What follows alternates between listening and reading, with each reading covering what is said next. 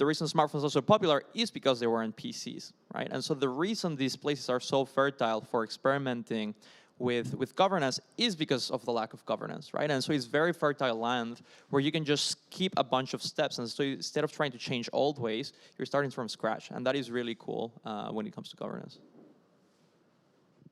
I love that idea, because I think for especially for like bigger protocols, until something really like somewhere shit has to really hit the fan for those organizations to move away from like coin voting, right? And like, you know, targeting the next wave of DAOs that are to be willed into existence is probably like a very fertile ground for figuring out what other modes of distributing voting power we have. Can we talk about NFTs more? NFTs and DAOs. What does your elf look like, Will? My elf has a bow, gray hair. He looks pretty cool. There's some cool ones. IRT. There's some BDSM elves. There's some, you know, there's some great variety. They're pretty cool. But yeah, I think the like combination of the worlds are really cool, and you'd sort of use the NFTs that you hold as a, you know, single vote identity reputational layer, especially if you're able to link that to the fact that you've been validated to a GitHub ID, right? So there's a way that you can do this without revealing which GitHub ID it is, right? We did this process already in a primitive form with giving voting power.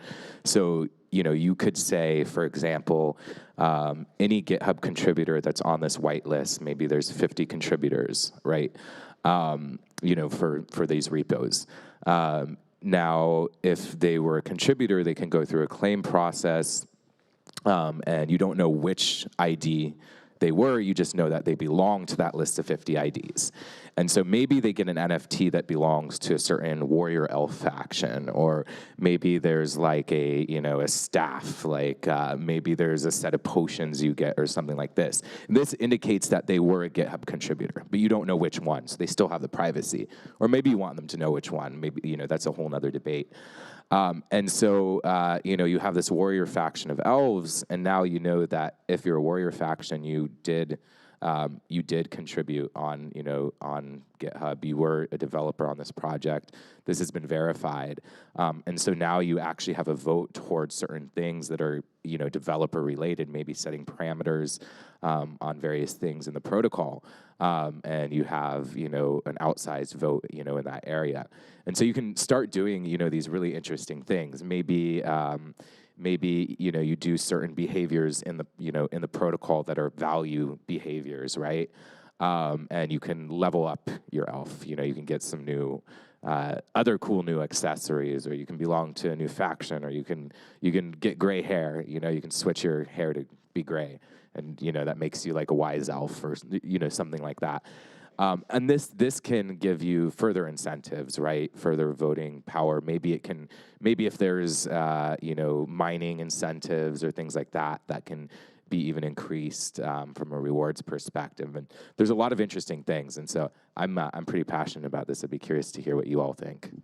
Yeah, I'm super bullish on like expertise related voting power.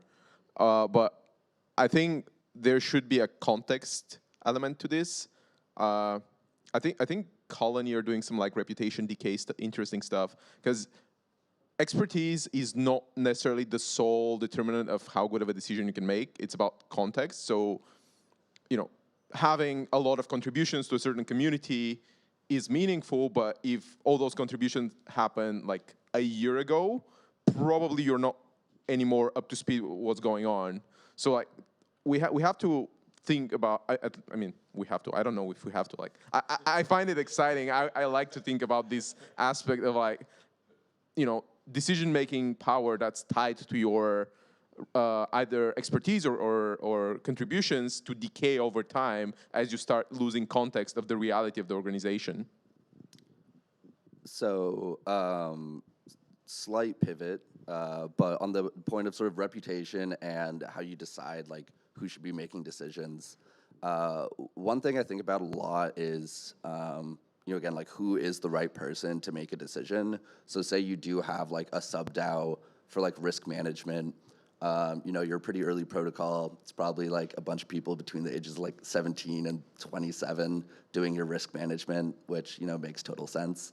And, you know, say all of a sudden Jamie Dimon wakes up one day and he's like, wait, TradFi is broken, crypto is the future. He joins your DAO, like, do you give him risk management, like, privileges? Like, does he get on this DAO? And, like, you know, even in a more realistic situation of just, like, you know, people in your crypto community, do you end up placing weight on this person has been on the risk management team so they, like, know what's going on? Versus, you know, this person that just joined is maybe more knowledgeable. You know, so again, like, how do you decide who has power? Jamie's noob, no. No coiner noob. And actually, like, how do you elect those people into power too? That's the interesting thing to me. Like, you know, as a regular voter, and I know nothing about risk management, should I really have a say in who should be representing risk management decisions, unless I'm somewhat informed or aware of that, or if the risk management committee that's somehow been elected, or maybe they've been appointed by another committee that's been appointed to elect, or whatever circle we go into, if they start performing badly and making bad decisions, how do you replace them in a liquid manner? These are really there's like a ton of answers to all this, right? And I think people are trying a lot of different things, and I think we're seeing a lot more experimentation with this. But yeah, these are the cool questions and premises to test. I really like the fluid rage kick in a way. Yeah, I think that's like one of the we're talking a lot about creating operational efficiencies in DAOs and like working better, but because of this anonymity, pseudonymity, the lack of formalized structures, I think actually we would need to have certain level of redundancy.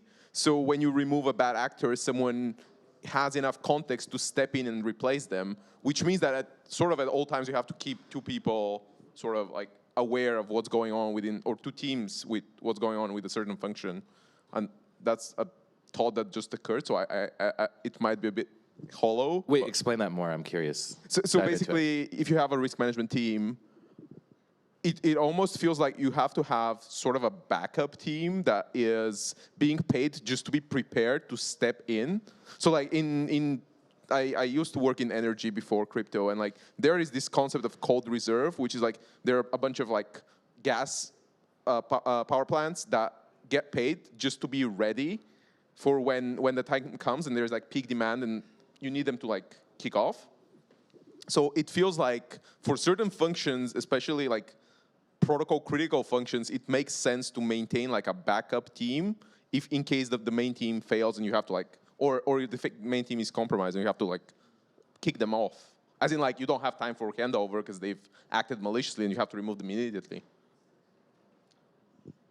Yeah, so I mean, I guess curious there, like, where do you, like, what is the trigger event of this is a bad actor? Like, obviously, there's, like, rug pulls where it's like, okay, they just, like, it's very clearly a bad action, but there's a big gray area in between. I really like the idea, but, like, initial thought was, like, okay, do you do, like, maybe you have 3 teams, and you do a private vote, and then it's pretty much, like, of the 3 teams, whoever votes, like, in a direction.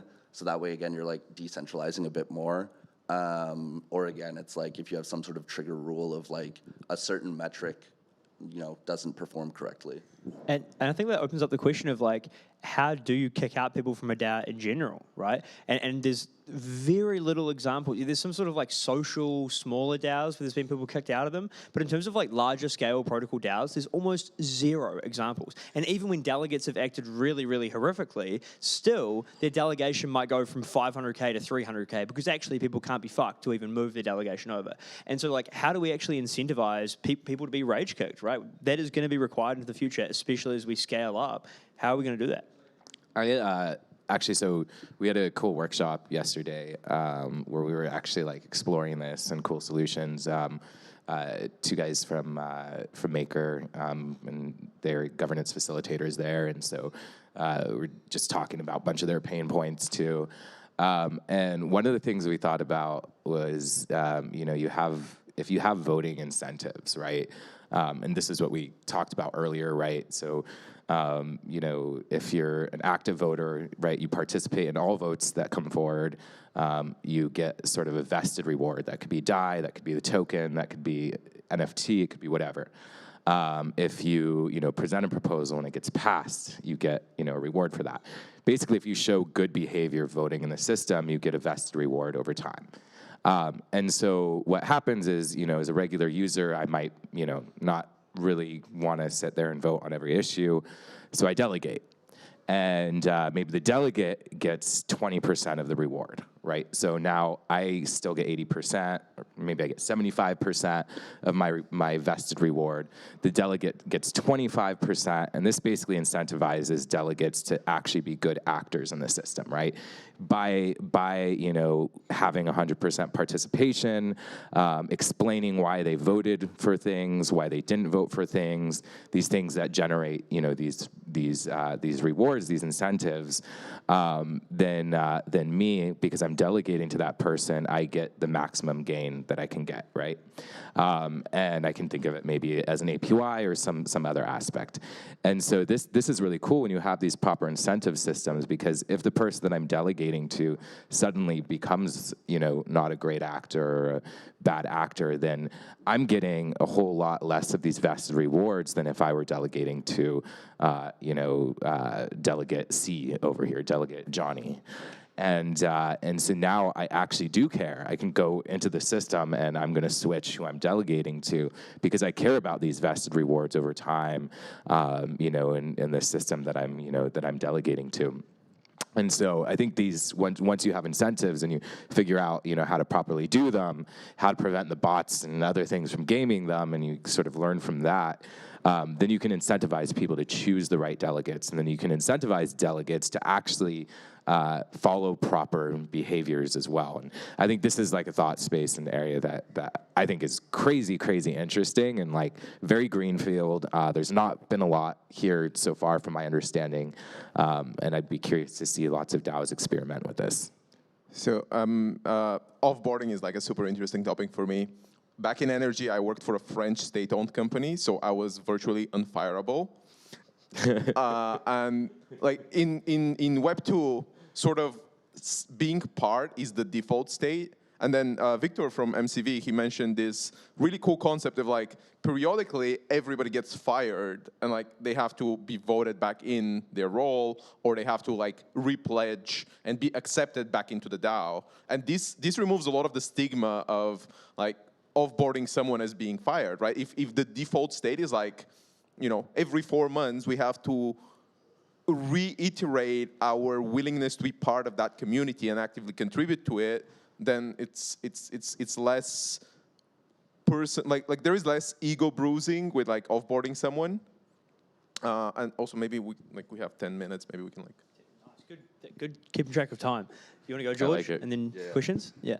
So on sort of both of these notes of, pretty much having to like run for a position in the DAO, pretty consistently, and then also getting like paid to be a delegate, immediate mind jumps to just like career politicians. And like you end up getting a lot of the inefficiencies there where you'll end up with delegates that are voting to ensure that they maintain their delegates so that way they can just maximize revenue.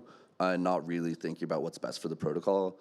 And then also on the flip side, if you have to continually run for election, you're going to start caring a lot more about like that, like we'll call it investor relations of like boosting your votes and making sure you have the votes versus again, like thinking about like actually sitting down, so that's difference with like Supreme Court and then like Congress where they run like every 2 years.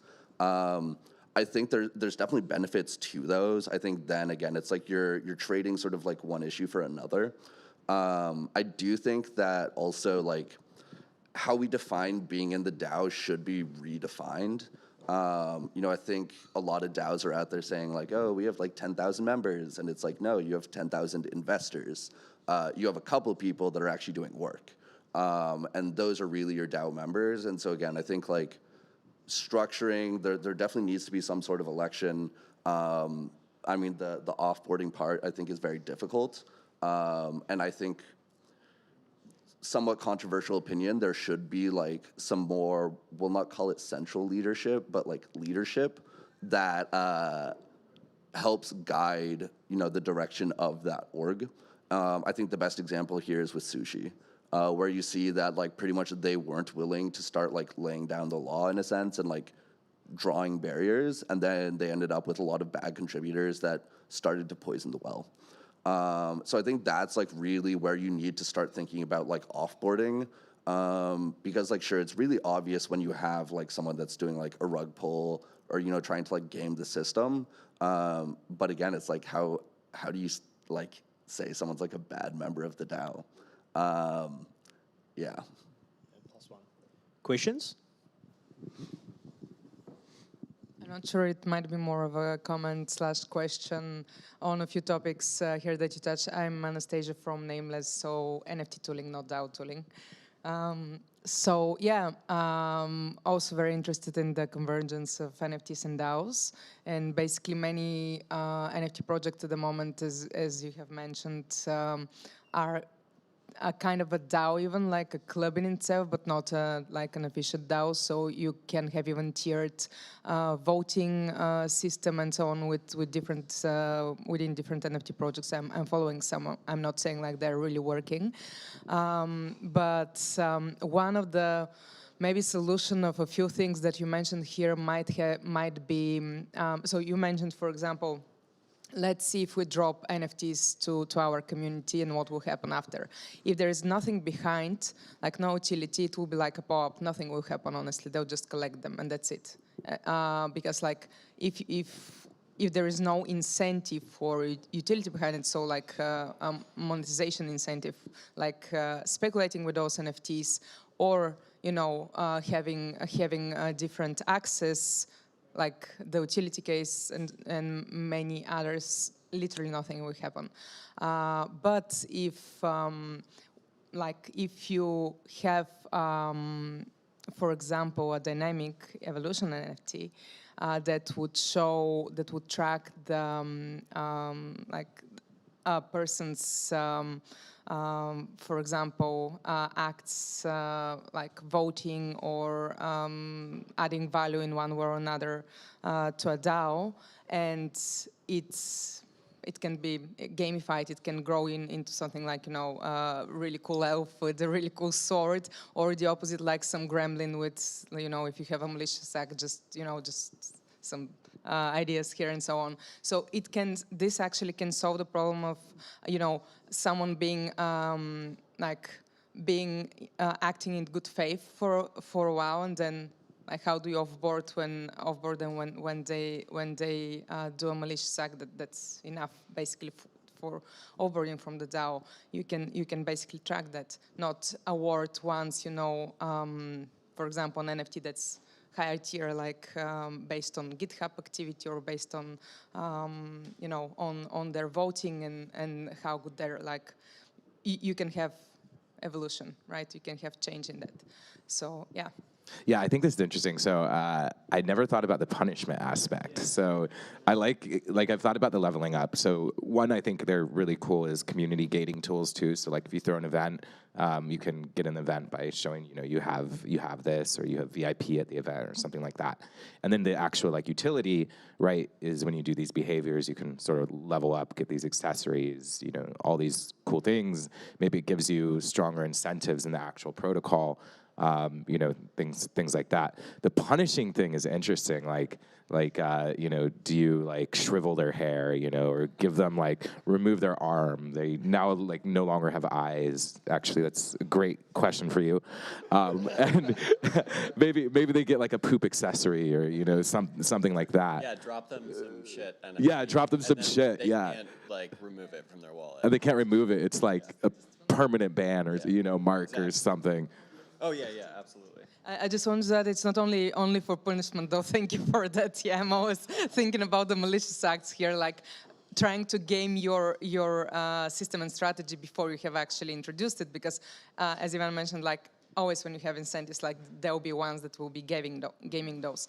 But it's also for delegation, I think, because this another like general problem I see in DAOs.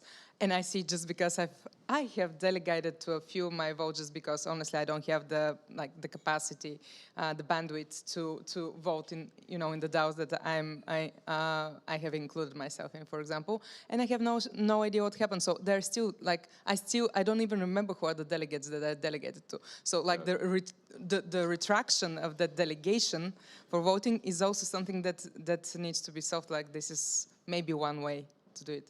Yeah, it's interesting. I like it. A check-in with delegation. Like, do you still know your delegate? Like, are you still here? Yeah. Are you still participating? I don't know. Yeah. You sparked a thought, or you reminded me of my question earlier, but basically related to voting vaults, you said there's kind of this concept of, okay, we can reduce our voting power to 5% of the total voting power. We can upgrade our DAO or our voting, right, as a collective to reduce our voting power in this specific voting vault. I think that as a concept is really powerful. That's one thing I wanted to say. On top of that, I've been thinking a lot about this notion of different capital contributions, what capital is, like how we kind of have financial capital, social capital, cultural capital, we have intellectual capital, we have all these different contribution types within ourselves in an organization. And thinking about how we can capture or track some of those things and how that can actually build up to governance power and reputation in an organization. Like, holy shit, there's a lot to do there. I think Coordinape is one form of capital that's like being captured, right? And I think there's this kind of, I have no question, I just want to put that forth first, but there's like this kind of landscape of different capital types that can be accumulated to form a metric about, what I'm capable of producing in an organization and how that relates to the reputation and governance, right, of a single contributor. And I guess like I'm thinking about this around voting vaults specifically because I think it's the most probably like accurate mechanic for being able to reduce down like what somebody is actually doing and like see at the most clear level, like, okay, this is what this person is interested in contributing to. This is therefore, or ergo, what they should be voting on and what we can trust them to vote on. How can we also surface that to like some kind of global mean where, okay, now we have accountability and reliance in all these, different,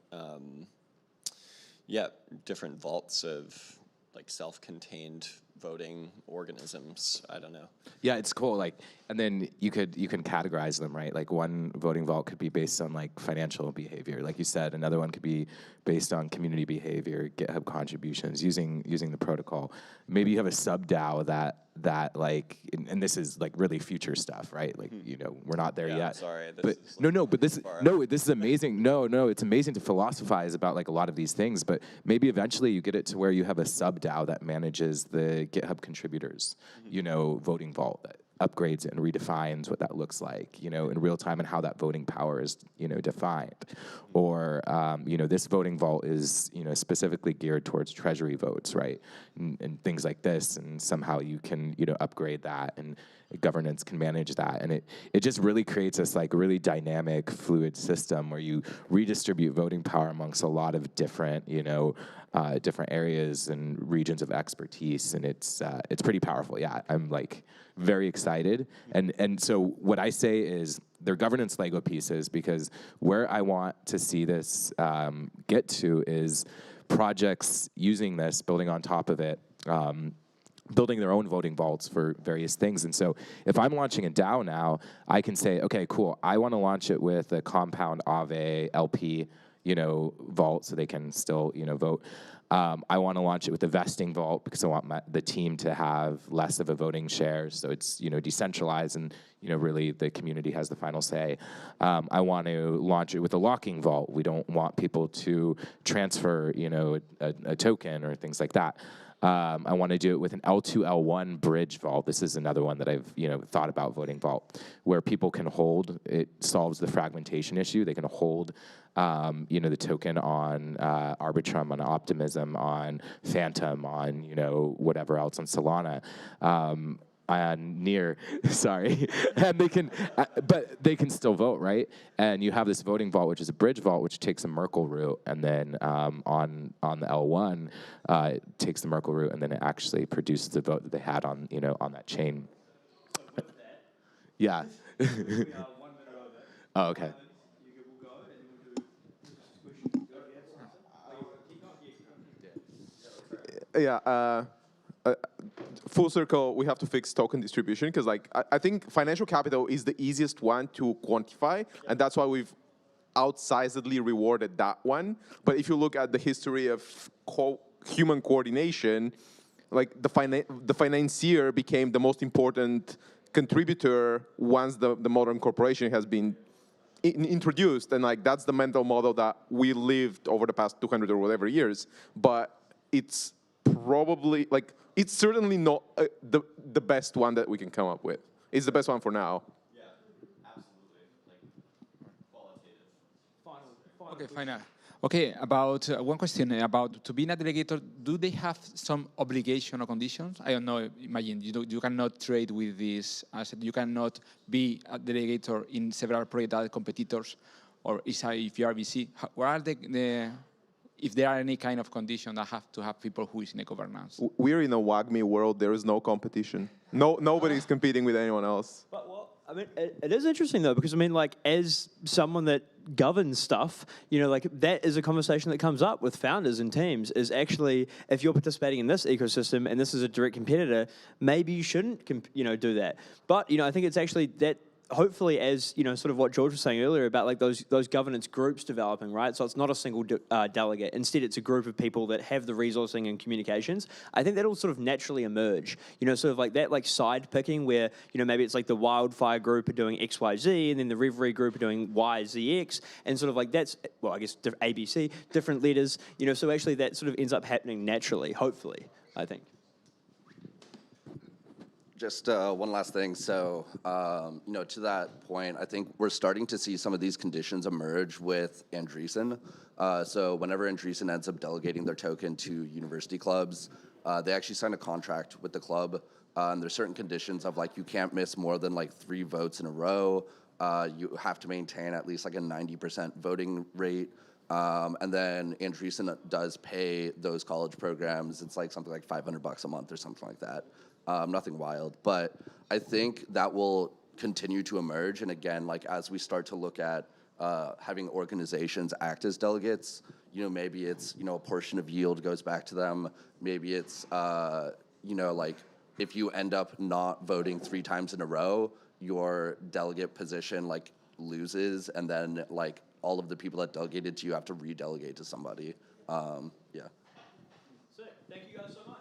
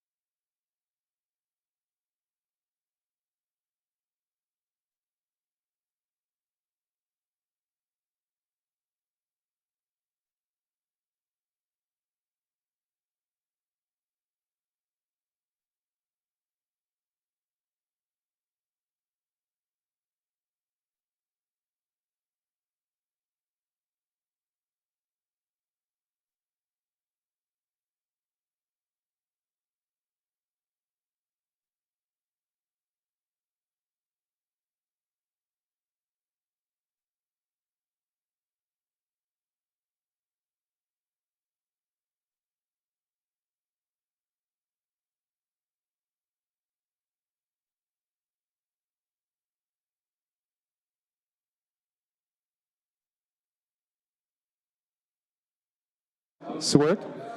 Great. It's also working. Do you want to like? No, yeah. All right. We are going to get started in just a minute. So please sit down. Wait a minute. Oh, right. Yeah. I still have to look. I talked to... If you want to continue speaking, please go outside. No, not yet. I want to know. The more you guys do, I want to try. That's what I heard. Oh, Rolf.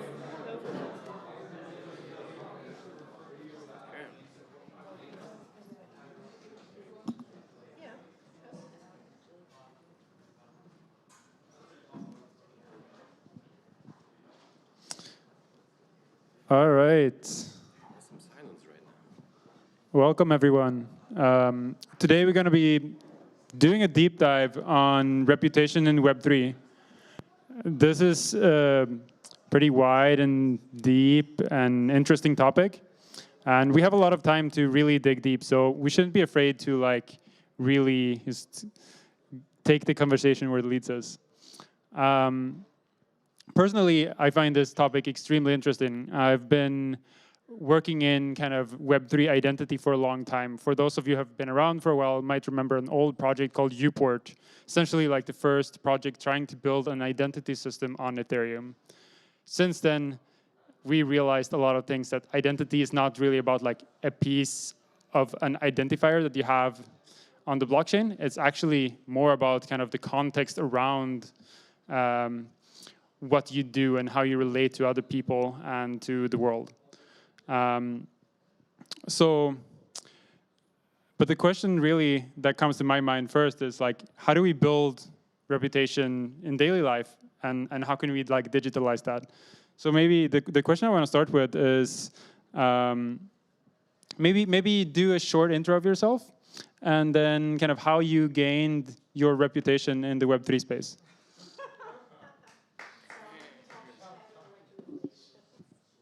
Just checking. I think it works.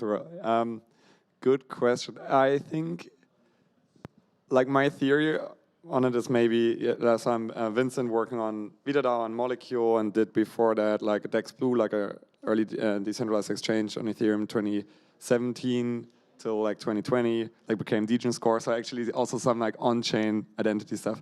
But I think the core is kind of like, I think it scales in the real world by like through humans, like ultimately like you, like I think even like in crypto, like you can whatever like gain reputation through like your code, or like through your like on-chain action, or through your like identity you build up on the internet, like kind of.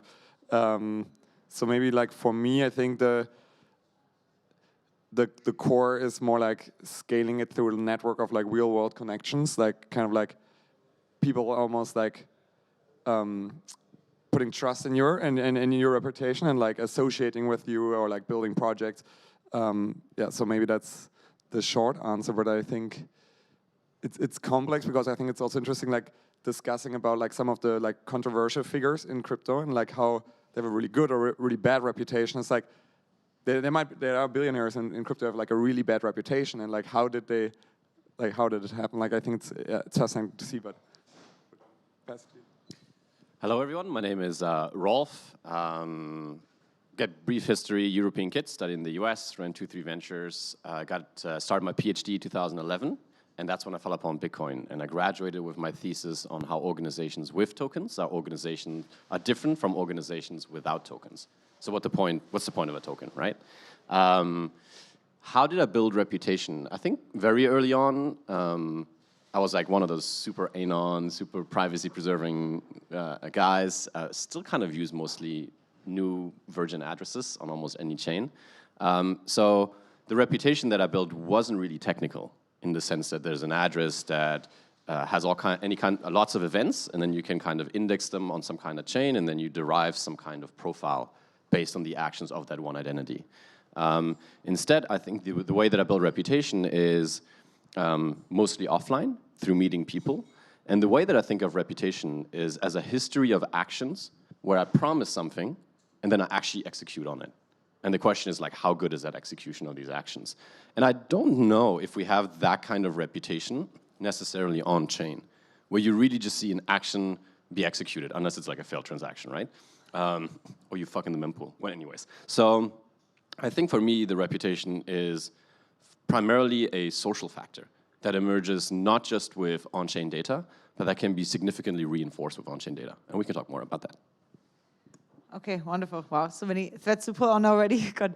I'm Allison. I'm, I guess, born in Germany, but then also came to the US, like, I guess, 8 years ago.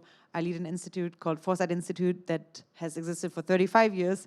So it's been like one of the early futurist organizations, and it's funding like early stage science and technology development that is too out there or too ambitious for legacy funders to take on. And it was started by Eric Drexler in Engines of Creation, which is on molecular nanotechnology, but also cares a lot about biotechnology, longevity, molecular machines in large, but also more out there stuff like brain-computer interfaces and so forth. And so that organization, just by virtue of the fact that it has existed for so long, it has, carried some reputation in that space.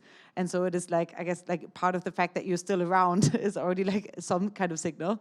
I think, if I actually think about it concretely, like one thing that I think actually gave us a big reputation boost is when we gave out the Feynman Prize to a researcher in molecular machines that then a few years later won the Nobel Prize. So I guess it's like these kind of like, you kind of almost piggyback on the reputation of previous legacy institution reputation providers, like in a practical sense, right? And so I think while we do have some scientific reputation built up now through all these years, by virtue of the people that we have supported that then went on to do great things, reputation in Web3 is something different, right? Because I'm trying to onboard our scientists into Web3 by virtue of the fact that they can get funding through NFTs or through different tech tree challenges or through perhaps even like more of a DAO structure, but we come new to the Web3 space as a more scientific institute. And so building up reputation there is something new again. And we were somewhat lucky in the sense that we had a few people that were early on in Web3 that were also in our larger circle, and that, through which we led a few groups that let us in there, but it's still something extremely different. And I'm just dabbling in it, very, very early on still, and I can tell how different it is. So that's just in terms of like a few practical points. I loved your point on, reputation actually theoretically is by you promise and then you follow up, you promise and you follow up. And I think, from a game theoretic, I guess standpoint, it is really how you learn who to cooperate with on the long run, right? And so it is really tit for tat kind of relies on reputation, right? And we can talk about all the ways in which you could build that up with prediction markets or even pseudonymous reputation systems and so forth. But I think fundamentally, really, it is a way that allows you to figure out who to cooperate with and who not to. And then there's a bunch of, I guess, social ways in which that shows that we are now all reinventing as we go along. But yeah, I loved your point on that. Hello, I'm Angela. I co-founded the Token Engineering Community and TE Academy. This is the first crypto-native education on this new discipline, token engineering, which is applied cryptoeconomics, meaning designing, verifying, optimization of our economic systems based on tokens.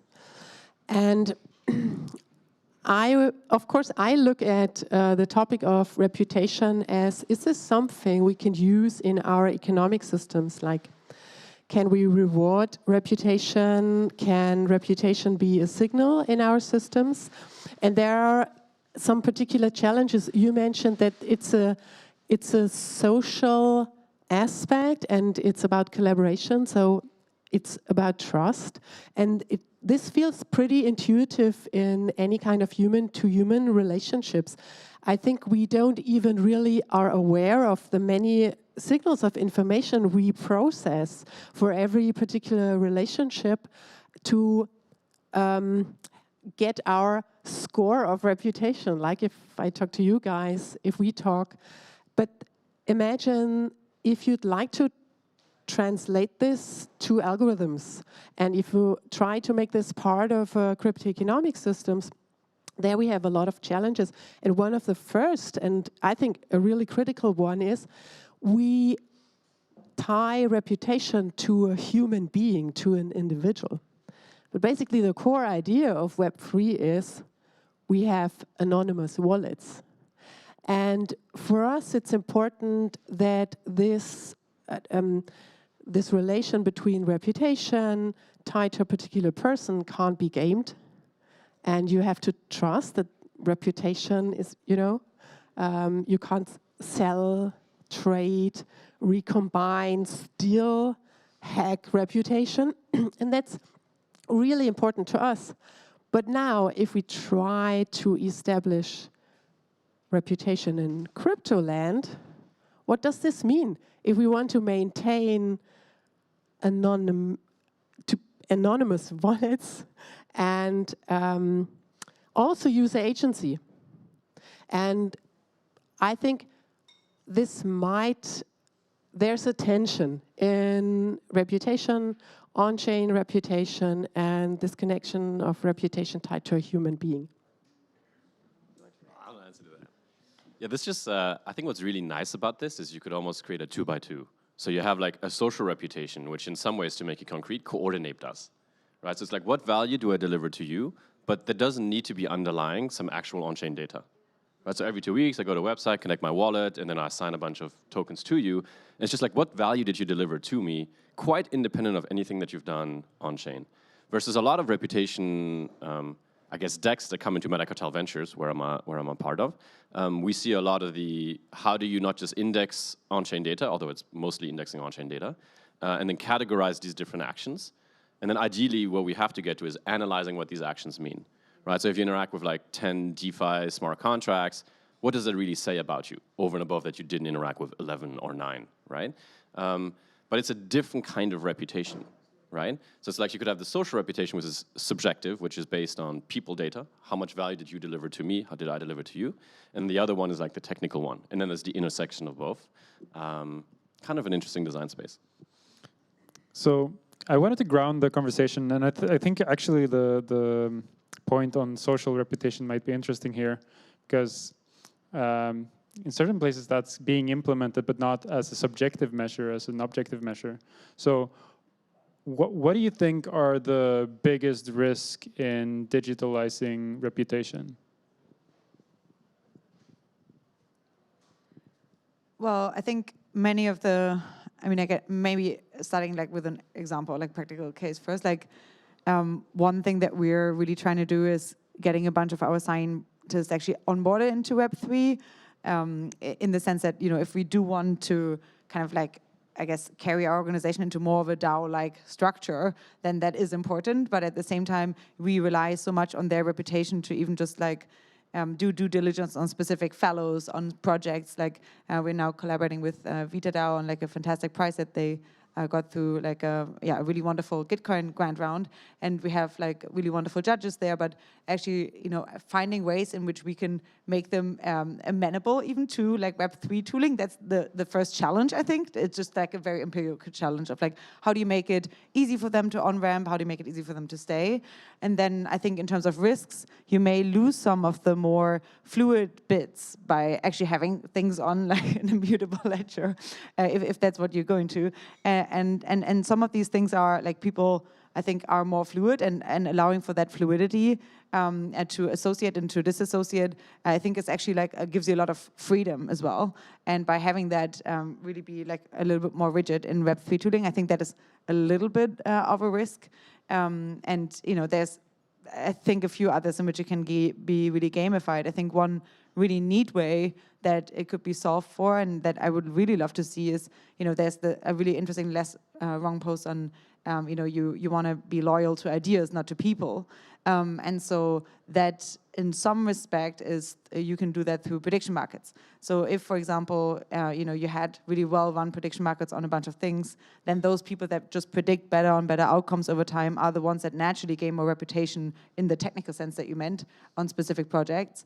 And so you can tie the reputation of people more to this structure, and they can also, prove that they have a track record of actually having been right a bunch of times. That's not the social cuddly part, because sometimes these truths are uncomfortable, but it's at least on a technical layer you can build that up better. And so I think trying to build for structures in which you can actually show the track record could solve a little bit for some of the problems I think that you have by people maybe piggybacking on reputation that is a little bit leaky. Let's put it this way. I would say risks. If we talk about an individual, I think the technical part is not that relevant, because then it's about the person itself. But then this person needs to be visible, and it's not about finding algorithms to define what reputation is and then to allow for access, for example.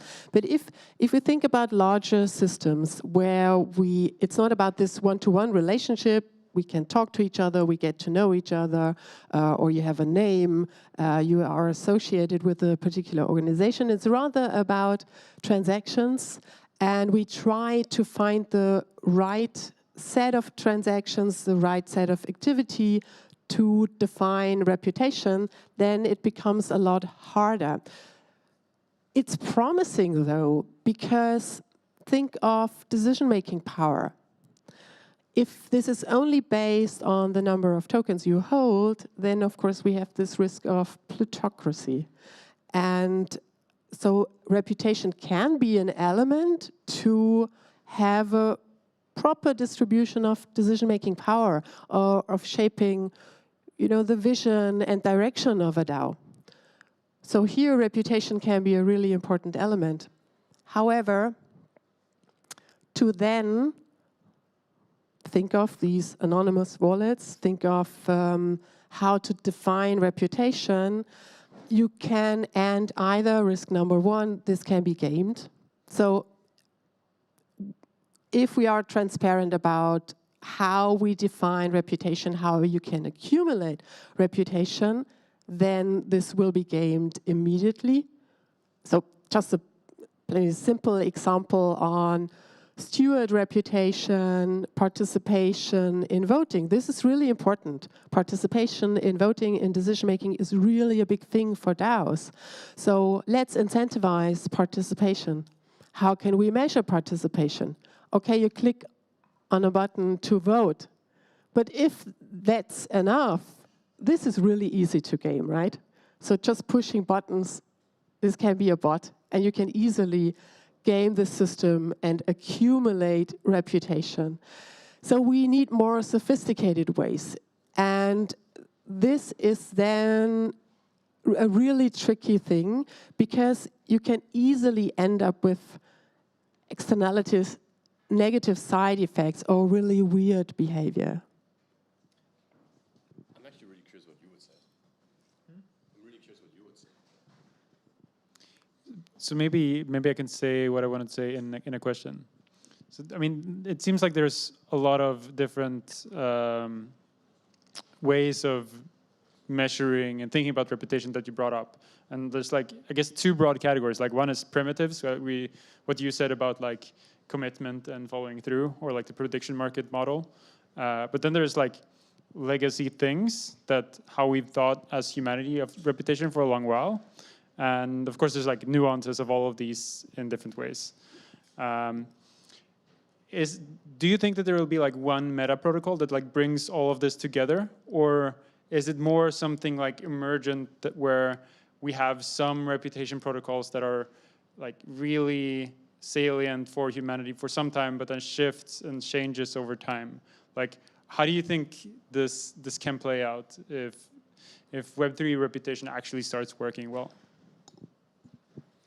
I think it's so multifaceted. Even if you to your early question, or look at the people I know and how I would assess reputation for them, it's so multifaceted that I think you have multiple layers of reputation. One could be the communities or projects you're involved with, or your on-chain activity.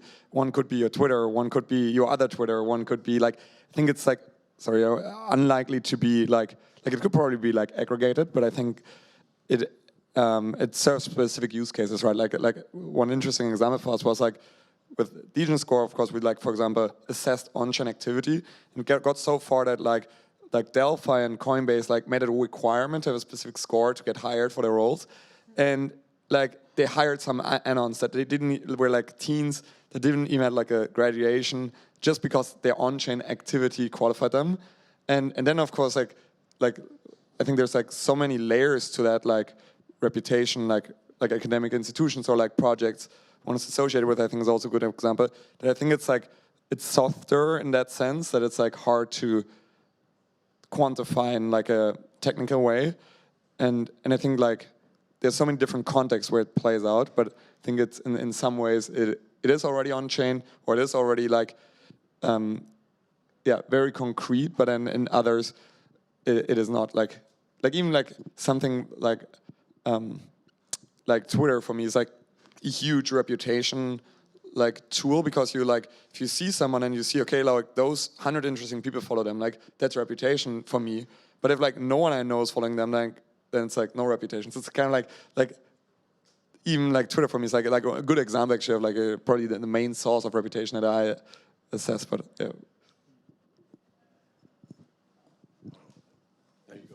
Okay, I go. I would love to have a system, let's say, that is open and modular to design my own reputation, context related. So that I can pick and open up the signals that I want to, that I feel are relevant in a particular context. And this should be under the control of the user, on one hand. And I would love to have an open standard, maybe not, I don't know, a single protocol, but something that allows for this creating my own identity and compose my own reputation in Web3. On the other hand, I think for DAOs, and then decide what matters in terms of what is reputation for us, I think that's totally specific to a particular DAO and a particular purpose of the network. And this is why, to me, reputation is not something that can be generalized. It's really a very, and maybe a really important for any particular DAO to decide what matters in terms of reputation and trust in a particular environment for achieving particular goals. It's also, it changes over time. So this is nothing that is just one fits all. Yeah, I think that's interesting. I think of it in almost like two ways. So there's reputation in terms of what's the data, right? And you want to have as much data as possible to be able to judge what a reputation is. But then there's the question, is there going to be like a single reputation, or are there going to be multiple ones, or a single reputational system or multiple ones? I agree with Angela. I think there's going to be multiple ones. But there's two ways to look at that. I can assign a reputation to, let's say, my mom. Like, I think she's great as a mom. She's very terrible as a coder, right? So her reputation as a coder, I wouldn't vouch for it, but her reputation as a mom, well, no, she's my mom, right? So I think with other things, so reputation is context dependent. So I think that's a really great point where you can say, maybe the person whose reputation is being scored or built can lay out different types of reputation for different situations or contexts. What do I think is my reputation as a coder versus what's my reputation as an investor or reputation as a friend or like a general supporter of ecosystems? But at the same time, you probably want to have a check where other people end up being the ones that assign you certain reputations. But the only way to keep that in check is to have some kind of data. Because otherwise people say, well, he's a bad guy, he's a good guy, he follows through on his stuff even though he doesn't. And so in order to make sure that we can measure that across people, I think we need a unified data layer. Even though the reputational categories or reputation scores at the top may not be unified. So I think the data layer is the really important part, and I think that's what's fundamentally novel about the decentralized systems that we're building now. We never had a decentralized data layer before. How we use that to actually generate reputation systems, that's a super interesting question. But to me, these are like two key elements. I think like one interesting bit, do you remember, I think there was when first the problems of like Facebook and other like main social media providers emerged, and was just like, but how can we exit? Like building up new reputation on a new decentralized social media is so difficult. And so I think like if we value like multiple different projects coexisting and collaborating and competing, whatever, if we actually value decentralization and interoperability, we have to I think at least somehow fix somewhat of the portability problem, or at least like the problem of incentivizing people to actually start new things. And I think currently, I mean, like much of how advertising works is like, again, piggybacking off like the reputation of someone else, by like, someone hiring like a star like to perform the advertisements. And you could imagine something similar for like actually if you switch networks, right? If you switch different social media stratas, whatever, you could perhaps have someone else vouch for you, or you could, at least try to replicate some of the reputation that you could build up there to like bootstrap it through the things that you've done in other channels, and that I think could benefit really from like a metadata layer in that regard, even if it's not always applicable. Sometimes maybe the best person on the prediction market shouldn't be also the best person on like a Xanadu type of like argument style debate thing, whatever. So it shouldn't be totally fungible, but you need some kind of like way to allow people, I think, to switch easier. And I really love what you said, like, of the Twitter idea. Like, it's actually so brute. Like, it's so interesting. Like, back in the days, like, the main reason why you went to university is because of the reason that you were an Ivy League grad. Then, then suddenly, I think when the Thiel Fellowship came along, people were just like, oh, now I'm a dropout, and now I'm a Thiel Fellow. That was like the thing that they signaled, right? And I think, how can we make it such that, at least for like, if we try to get scientists more into the Web3 layer, like as a specific use case, how can we make it such that it's reputable to be a part of Web3 as a scientist, rather than like this kind of scammy thing that like, that it still somehow is, especially, let's say, for a chemist that I'm working with in a specific lab. Like, how can we kind of like make it such that it's a reputable thing to associate with Web3? And I think that requires getting a lot of like already reputable people in science in first, and then it requires us actually following through on the stuff that we say we provide. So actually building systems that can long term support them. Yeah, so I think it's an interesting conundrum. Yeah, just to leverage off that, I think one of the great things that you alluded to was the ability, in the Moloch framework, we rage quit our assets from a DAO, but I often thought of it, can you rage quit your reputation? And it goes back to the initial point of like, the current internet is siloed. But we always talk in terms of our data is siloed in Facebook and Google and all these other servers. But maybe what we can rage quit is our resources in general. And I think in Web3, what if you can rage quit not just your assets in some kind of vault or treasury, but you can actually rage quit all the actions and contributions and the value and your reputation, basically. I think that's one of the really cool new things about Web3. And while that sounds abstract, the thing that makes it concrete is if you work with DAOs. Now, why is that? When you work with DAOs, you can contribute by just doing one task relatively easily. You don't need to go through an application process. You don't need to send in your CV and someone needs to review it, and there's a long process for getting that done. You can almost join any kind of DAO, contribute, and people will immediately assign some kind of value to you, or you will record your actions. We're not quite there yet, but we're kind of getting there slowly with Coordinate, Govern, and other tools like that. And so imagine you basically go out, and instead of being an intern at, I don't know, JP Morgan or Coca-Cola, where you have to work for a year, and then when you leave, no one knows what you did. Like, whatever you did also doesn't really matter. Or you're at the mercy of some kind of boss who has to write you a reference letter. Right here with DAOs, you can work for 1 week, you can leave, and you can start building your reputation. That's a pretty powerful thing that I don't think we can do anywhere else quite as easily. Would you mind if I... Sure. Hi, I'm Philip Shardrake of the Akasha Foundation. I research digital identity and reputation. If this was a panel of nuclear physicists, everybody would be really cognizant of the danger of the material that they're playing with. I don't feel that you get it in terms of the danger that you're talking about here.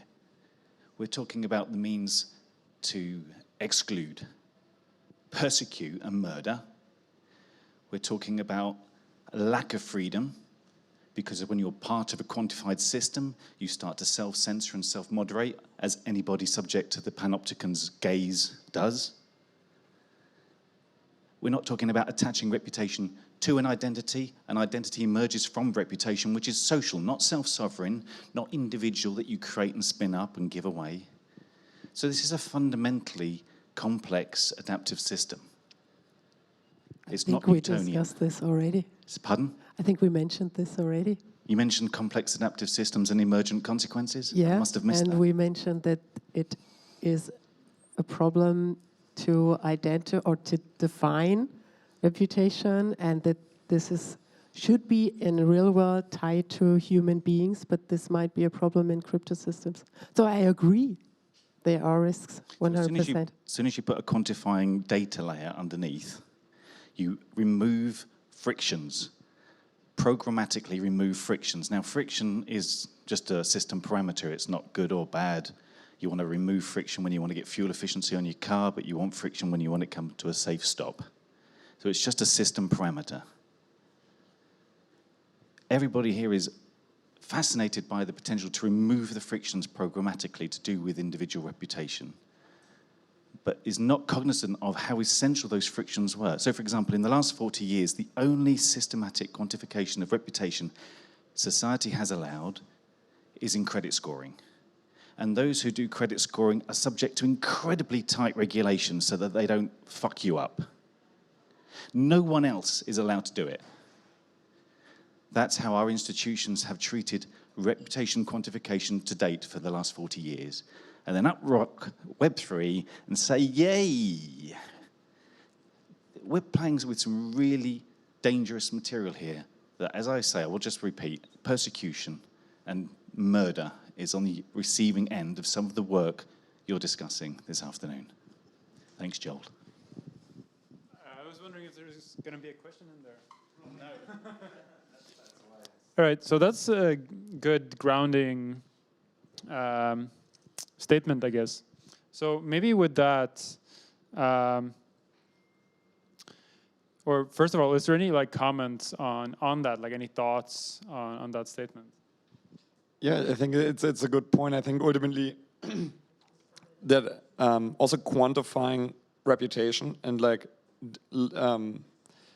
not having it linked to identity is a huge risk, and I think it's it's such a soft factor, and it's I think ultimately there's a good reason why people build up unknown identities or unknown reputation to save themselves from potential scrutiny, like DeFi protocol developers as a good example. And I think yeah, so I think it's a valid comment. Yeah, I'd like to add here. Many times, if we talk about reputation in crypto systems, it's about access rights.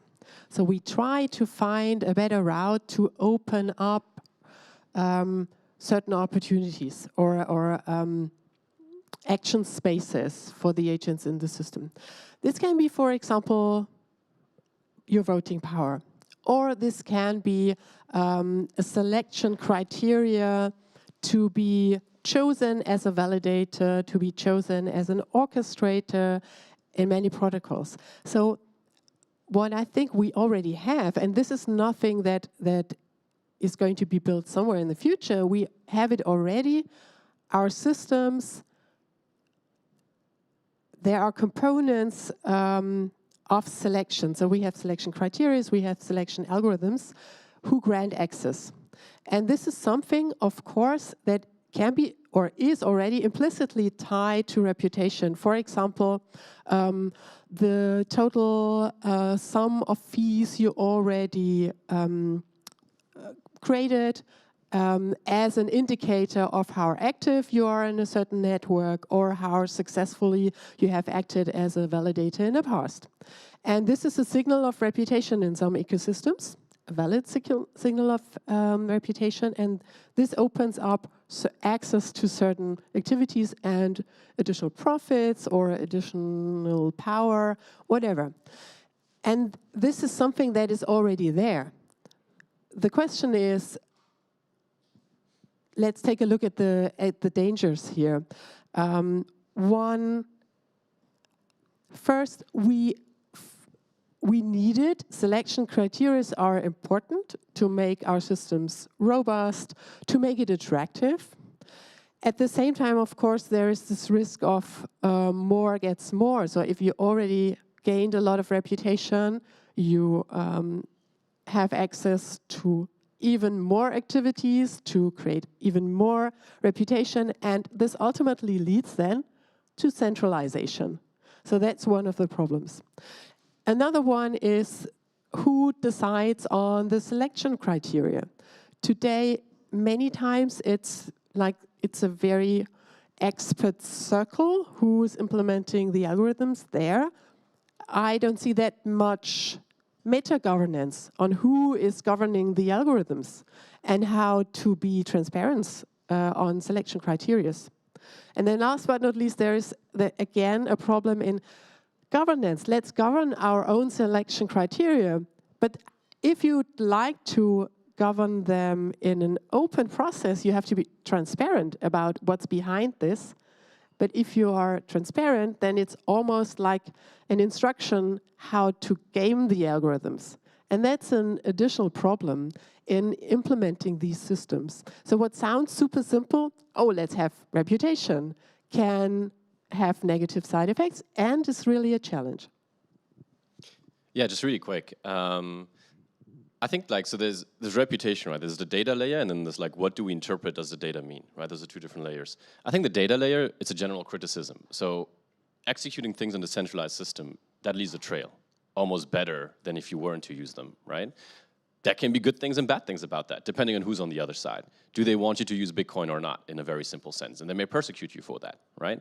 I'm not talking about the data layer, I'm really talking about the interpretation layer, because I think there's an interesting property here. And that's, I don't know if you guys know Qubes OS, which is kind of a computer system that says it's not security by accuracy. You try to write the best code so there's no fault. It's also not security by obscurity, which is you try to hide kind of what you're doing, but it's security by composability. And so what that means is you yank up these individual, let's say, instances, or you can think of them as blockchain addresses, to which you tie certain events, right? And so the great thing, I think, on the interpretation side is that even though we have a unified data layer, where whatever you do on decentralized systems, very often you can't update, although on some systems you can update them, you're able to almost create composable reputations. And so the problem is not anymore that you never know how the other side's going to interpret what you do. They may like it, they may not like it, right? If I shoot someone, is that good or is that bad? It's kind of unclear, right? Depends on context. Is it self-defense or is it not self-defense, right?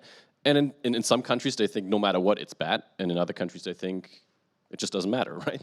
So I think the composability of reputation is one way to say, is one thing that's quite different about reputation in Web3 than it is in Web 2. And reputation on the interpretive layer is different from the data layer. So I don't know if the criticism is ultimately on the data layer or the interpretation layer, but I think the interpretation layer is more interesting. Well, I think for you had, I think I heard, oh, sorry. No, go ahead. No, go ahead. Yeah, I think it's the interesting point, even to your concrete examples, I think that the current model is pretty screwed. Credit scoring is the best example. It's it's very intransparent. It might be highly biased towards whatever, where you live, and not actually. And I think the interesting bit is, of course, there's even credit scoring on chain, which might take your whatever Aave behavior into account, but not your nationality or race or country. And I think the interesting bit is, to your point, is ultimately, I think it goes in the direction even of more AI alignment at some point, because ultimately reputation, all these signals are data, and it's how you interpret them. And ultimately, there's already, of course, huge bias, huge problems in these algorithms basically interpreting the data. And I think that's where I think the data is objective, whatever, your specific actions, you behaved on Aave or your whatever you did on specific circumstances, but how you interpret it is, I think the real risk is lying there. But I think that's maybe one angle, to see it basically. Yeah, I think if we think about the fact that reputation evolved as a coordination mechanism, it literally evolved. It allows us to play better long games. So it's not going to go away. And then we can think about the ways that Web3 can support it better than the current legacy institutions can. And there are a bunch of ways that Vincent just pointed out. And then there are problems, right, that come with it. And you've pointed out the problems. And very specifically, one of the problems that you mentioned was that you're worried that people won't actually say anymore what they actually have in mind because of reputational loss if everything is data governed. That's what prediction markets are amazing for, because if you have a controversial bet that pans out right, you make bank and you gain reputation, so it really incentivizes you to actually have controversial opinions if they're correct. And then the second thing that you pointed out of it being tied to an identity and it actually being you're, prone to physical extortability, in meat space, that's you can solve with potentially pseudonymous reputation. And crucially, pseudonymous reputation is portable. So if it's positive. So, for example, you know, I can always spin up more wallets and gain more, like, I guess, like negative reputation through that. But if I once with a wallet, even if it's very, very difficult to connect it to me, if I've once like actually like followed through on the actions that I've made, I can make positive reputation with a specific like pseudonymous identity, and that can grow over time. And so a negative one, like, it doesn't really work that way, because like people can always spin out new addresses and just like, you know, fuck over the system and like, you know, basically, you know, go in and cause havoc. But once you gain positive reputation, that works pseudonymously too. So people don't necessarily have to figure out where you live, and you're not necessarily, you know, vulnerable to physical extortability. So those are two concrete, I think, questions, and I would love to know more about like concrete other criticism. But I think, you know, people are building these systems with those in mind, very cautiously, and yeah, it's early stage. But you always create more problems when you have a new solution, I think. So an interesting question came up. So the panel before talked about the problems with coin voting, like having governance by, you know, the amount of token you hold. And it seems like reputation can be like a thing that goes at least like goes in the direction of like trying to solve that. Like we can have reputation-based voting. People that are more knowledgeable might be able to have more voting power. But then, like, if we're building these reputation systems, we're likely going to need to change them. And so it becomes this kind of meta question of how do we, how do we govern the reputation systems? Because there we can't rely on the reputation system itself, because that might bias itself. I think it's an interesting question. And one point that I found fascinating that Scott from Gitcoin brought up in a discussion was that ultimately, I think that's the big power of also like Web3 is that like we can just run all of these experiments. Like literally every DAO could like implement a different governance process. Like we have a specific one with Vita DAO, and we're like trying to improve it and update it and like add delegation and like add ways for people to and for us to govern. And I think like we'll see how it plays out. Like there's of course like experiments with like all kinds of different, like for example DAO governance, and I think we will see how it plays out. And I think like for every, like for some protocols it makes sense if it's coin voting actually. Like I think it's broken, but like we don't know of a better way thus far, I think. But then like delegation also has like problems. So it's like, I think, but trying all of those out in parallel, like to your point on like the meta design of governance itself and this like reputation and identity and governance is, I think, the interesting part, because like for other protocols might make sense to link it to identity. For some it might make sense to link it to code contribution, like for if it's like a DeFi protocol, whatever, or for the role of this. And I think it's ultimately like there's not one clear answer, like how every DAO or governance should be, solve identity. But I think like multiple answers will emerge, like for multiple purposes. Like, I guess for particularly for voting and decision making, I see two different directions. One is to go the social direction, that is rather you have delegates, and then it's up to the individual decision whom I trust as delegate. The delegate is again visible as a human being, or anonymously might be also the case, but it's an ID. And so this is the social route where we don't have these hard objective factors. It's rather a subjective choice of who do I trust and who is voting in my best interest. It's one route. And the other route to improve decision-making, let's say, and go away from just one token, one vote, is fixing your actual voting mechanism.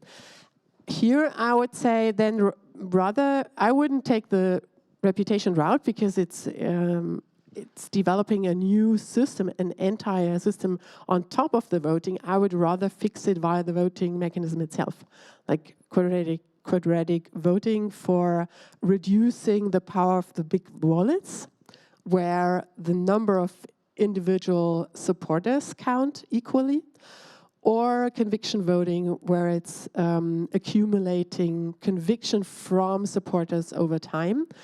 So my message, if you want to fix voting, think twice if reputation is the right direction or if you should rather fix the mechanism, the voting mechanism itself. And just a really quick point about that. To me, there's almost two types of reputation. One reputation is global reputation versus another one is local reputation. Local reputation for me is context dependent.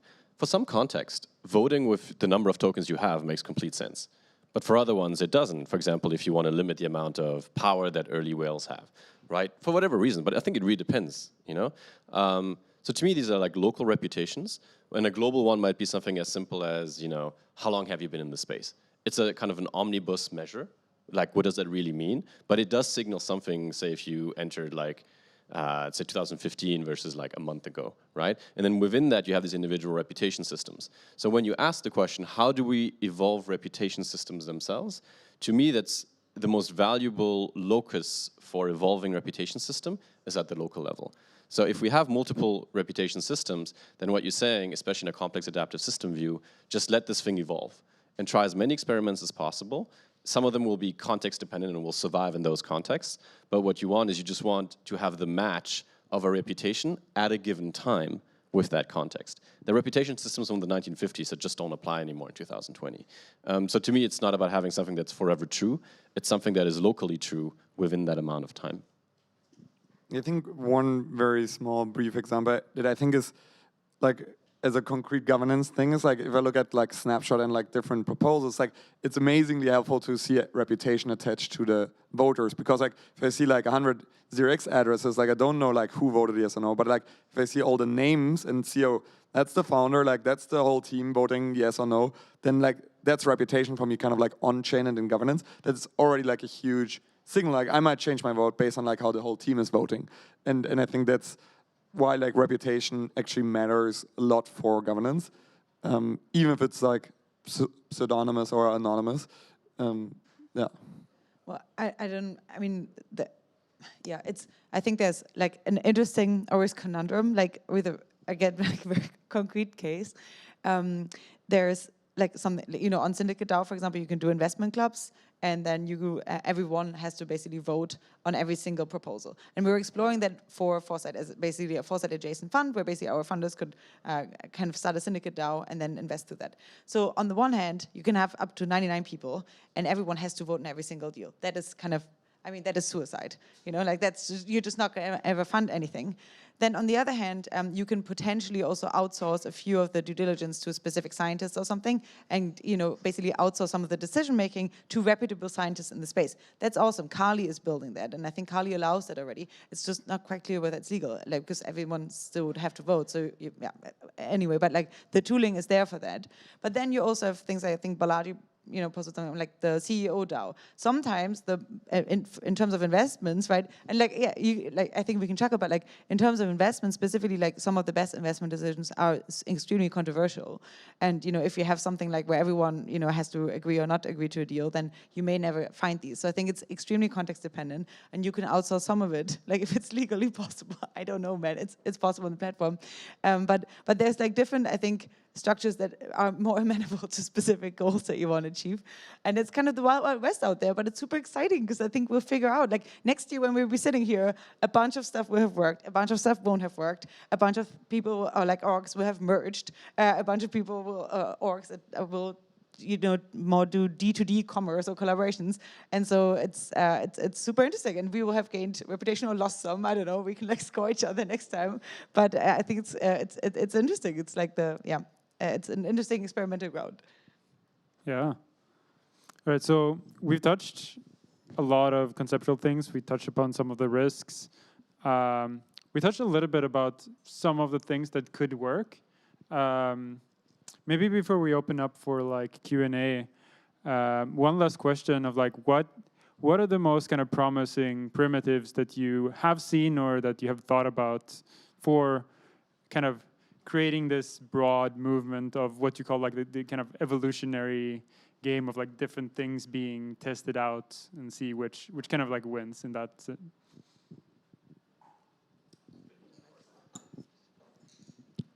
I recommend you guys to check Praise. Praise is a way to distribute funds in a DAO, but second, it's also an interesting combination of subjective assignment of value and value add without any priorly defined categories. And this is super important for steering DAOs bottom up. So you don't try to predefine what's a valuable contribution. You instead leave it to every single participant to highlight valuable contributions. And that's a pretty interesting model because that's usually not the case for any optimized system. And then using these signals, you have this additional layer of you assign then or translate this praise signal, somebody points to a particular action and says, this is valuable for the DAO. And in the second step, you translate this into a token value, which is then an additional layer of, okay, here we can have this fluent and ever-changing way according to the current state of the DAO to assign value to something. And this is, I think this is a really interesting combination of subjective attribution of value and automation of rewards. Well, this is more not necessarily a Web3 tool yet, but one thing that we're building at Foresight is we're doing technology trees. So we're basically the areas that we service, which is longevity, then molecular machines, neurotechnology, decentralized computing, and space. So we're mapping out these spaces through these tech trees. And the one crucial thing that we do is we ask domain experts on your individual node that you're working on, let's say from here to brain-computer interfaces, what is the #1 thing that you think should be solved for your specific area to progress faster? And so like that we can, and then ideally, you put prizes and bounties on these things, and you can actually incentivize those folks to do due diligence on whether or not proposals have hit that mark or not.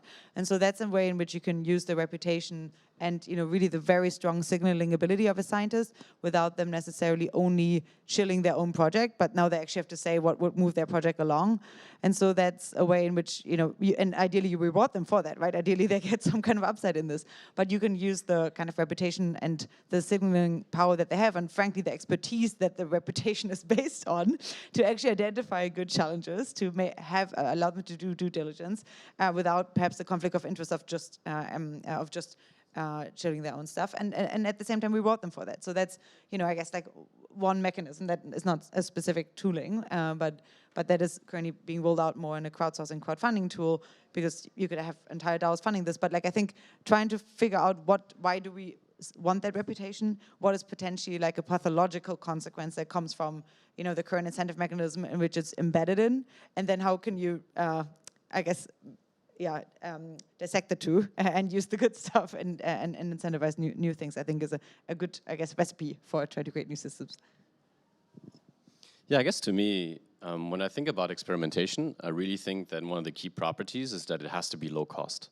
So how can you make lots of experiments that even if there are negative consequences, it's not like catastrophic, and also just engaging in the experiment isn't high cost.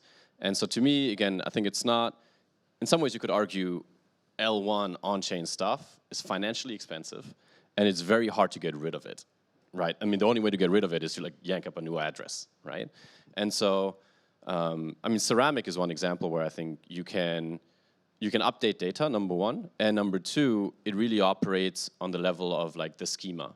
So given different types of data, how do you aggregate this to mean something? Something like reputation or something like status. So I think Ceramic might be one interesting alternative or one interesting platform to use. Disclosure, MCV invested, and we have one person here that works there. Yeah, I think it's an interesting question. I'm actually quite optimistic, like actively participating in governance right now. I think it like works better than people think it does. It's like ultimately, like usually like governance proposals put forward are thoughtful. Usually like there are delegates and only the most active people actually vote. So it's like, I think, but then I think on the experiment front, I think there could be and should be way more experiments at the layers like Snapshot where like a lot of like low cost like experiments happen. Like almost like opening it up that people could build like the wildest experiments like on top of layers like Snapshot would be something I would be curious about. But honestly, I haven't seen that much experimentation that excited me, other than like some quadratic voting stuff, some like reputation and governance experience, but nothing that really like felt like promising really. So yeah, but I think it's like it kind of works. So it's like the thing is like that's why I think unfortunately there aren't that much promising experiments yet that I know of. So I hope there will be more. All right. Let's go to the audience.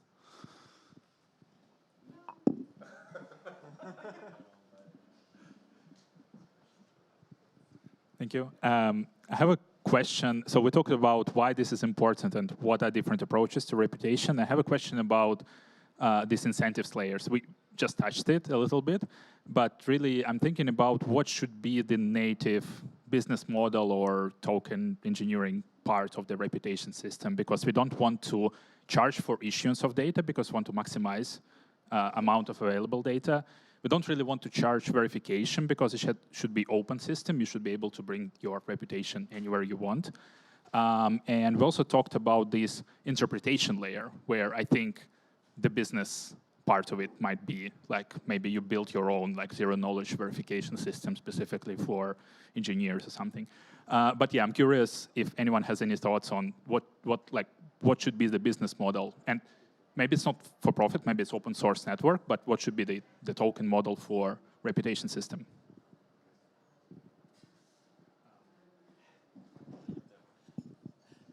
To me, reputation is rather a tool than an own business model.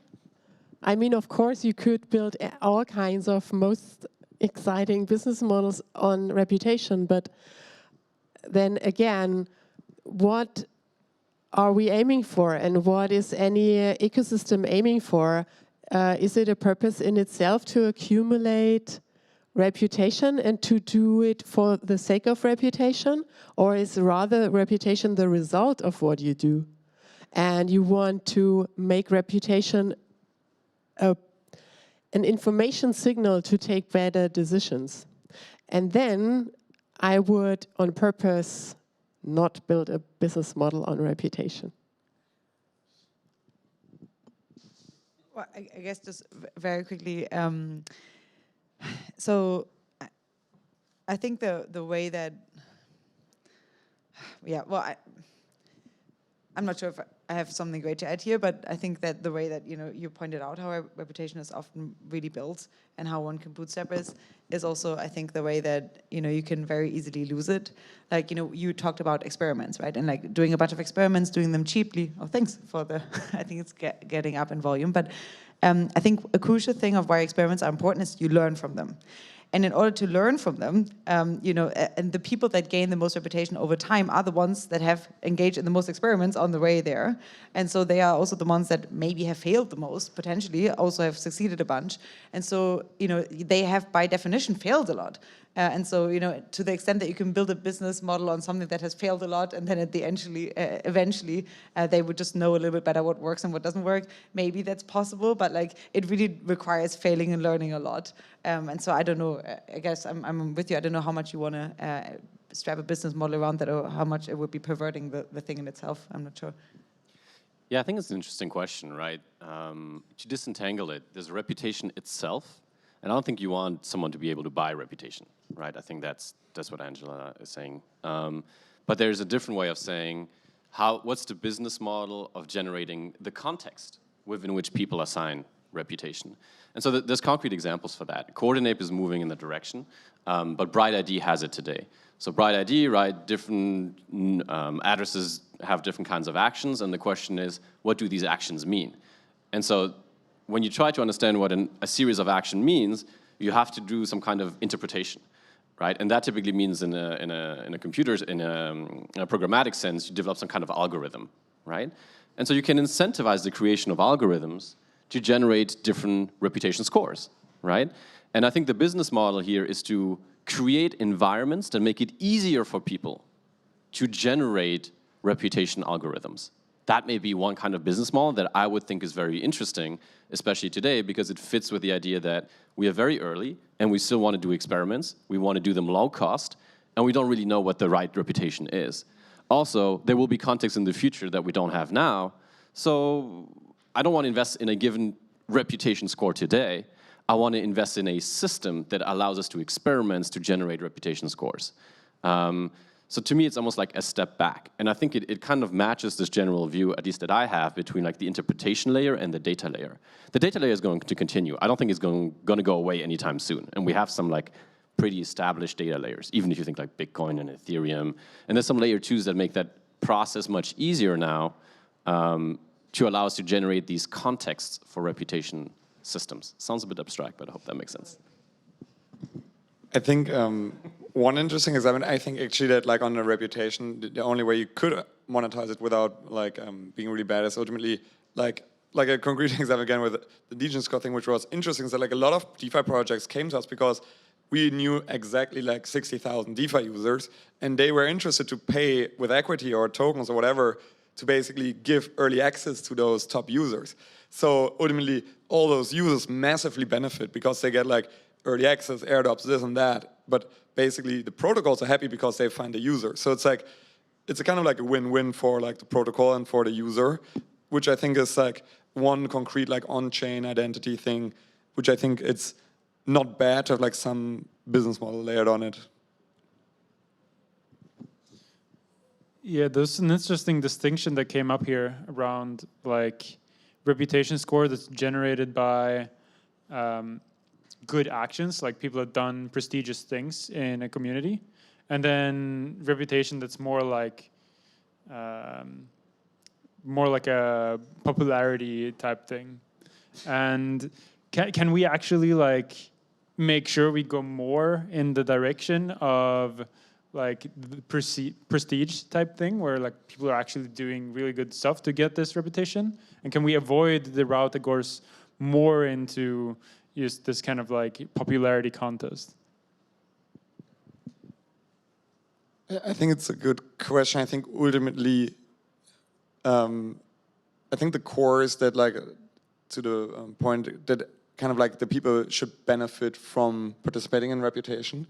And I think it's like, it, to some degree, I think is a popularity contest, but it's not a problem if like the parties benefit from it. It's like, I think the best example is stuff like hiring or something, where like they're so happy if like they have like a lot of GitHub kind of like reputation, if you like, because they get a lot of interesting offers. And I think it's in a sense, it's a beauty and like popularity contest. Same with like Twitter, but it's also like to the benefit of all participants. So it's like beneficial, I think, in that sense.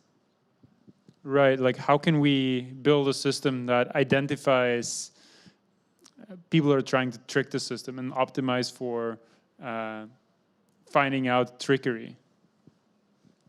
And it's, to me, it's, this is a core, we should be aware that developing these measures to interpret or the what we want to incentivize, what we want to enforce, is a really important task of any DAO and any DAO contributor, because this will be ultimately where we land. And there might be DAOs where it is actually relevant to shill and to have the big figures and to be very visible. And there might be others where you emphasize on building stuff, but that's a decision. It's just, it shouldn't be by accident, right?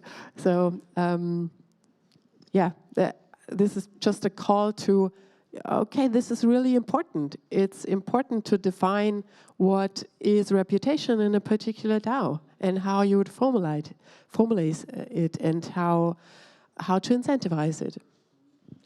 Just really quick, I think it's a super hard question, right? Like I was talking to Joe from Gitcoin, and they use like a whole bunch of machine learning models to try to figure out people that don't game the system. It's like ridiculously hard, right? But I think there's two answers to it. So Web 2, followers, Instagram and Twitter. And so how do I know how valuable someone is? I kind of estimate it by number of followers, but like I don't really see what they did or the value they delivered. And to me, Web3 is not the number of followers you have, but the value that you actually deliver. And we kind of tend to correlate the two in Web2 because it's a proxy, it's a simple thing, right? So the first one is the data layer. I have data in Web3 that I do not have in Web2. You know, picture on Instagram of a Lambo, is it yours or not? I'm not sure, I don't know if you want to have a Lambo, but like, you know, at least you know whether someone owns something or not. But so that's the first answer that I think Web3 allows you to check popularity contests. But number two, the problem still remains on like, how do we go to the interpretation layer? I don't know a solution for that today. I mean, one could naively think, for example, like retroactively assigning value to some extent could get around that. But then again, even that could become a beauty contest. It really depends, you know, what the current meme space is saying, what's valuable. And to some extent, it's an evolutionary process by which we just figure out over time who was scammy, who wasn't, and people just, you know, like falsify their beliefs until someone else comes along that makes it safe enough from them psychologically to falsify their beliefs into a new pattern of attraction. Like, I think to some extent it's just like, it's really difficult because we as human beings are also just made to signal to each other. We're made to pledge group alliances. Like, this is all kind of like built-in machinery, so we can game it to some extent. But and I think by us talking about it openly, it then becomes a thing that we then pay more attention to as a community of, are we doing this or are we doing that? So I think actually having a truthful, honest discussion about it is perhaps a good way of doing it locally, at least. I think going back maybe to this very like basic example of Twitter is interesting because ultimately, like to your point, where like followers are a major signal, but like if it's like the person has 100,000 followers, but like zero in common with you, like you might discredit them as like, oh, they're like not relevant in my context. But then if they have like 100 followers, but like 2 people you really respect follow them, that's like a much different signal. So I think ultimately, they're like one just needs to add layers to it, so to not be able to game it. And I think like Gitcoin is also an interesting example. It's like kind of like, of course, from like cyber attacks and just like different attack vectors. I think there's also always like layers how you could just make it more granular and more like better signal, basically. Like even if it's like very little signal, but by the right people, it counts more than like huge signal by like bots.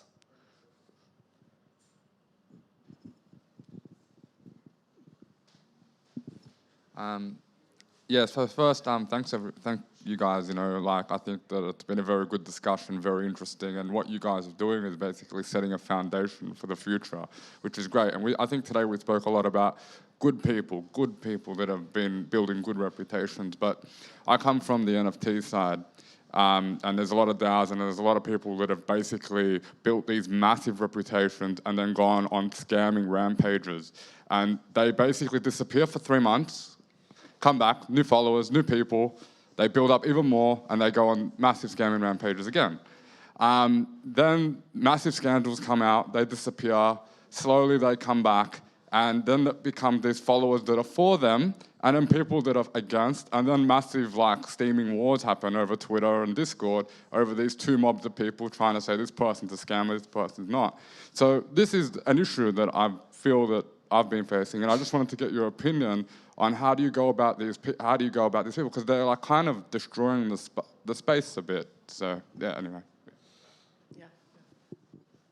I think it's an interesting example because like I think a good example is actually also some like questionable founders, let's say in for example DeFi. Like one was like Wonderland and like Zephyr, and like I love this meme that they basically like had like, oh, here we go again, and then like new Discord username, new Twitter handle, newer like Tornado wallet. And I think it's a huge problem within like NFT and DeFi actually that like, but I think it goes back to signals. It's like I think like everyone is just like active in DeFi or like in NFTs, you can see if like something is like doesn't look right or like but then on others it's more advanced. Like you could be dealing with like a super like honest anon dev, or it could be like a serious criminal, and you don't really know, but like you can probably like tell from like following kind of like how it's like set up, how the code works, like everything. But I think it's like ultimately you need to be a pretty advanced user to be able to tell the like questionable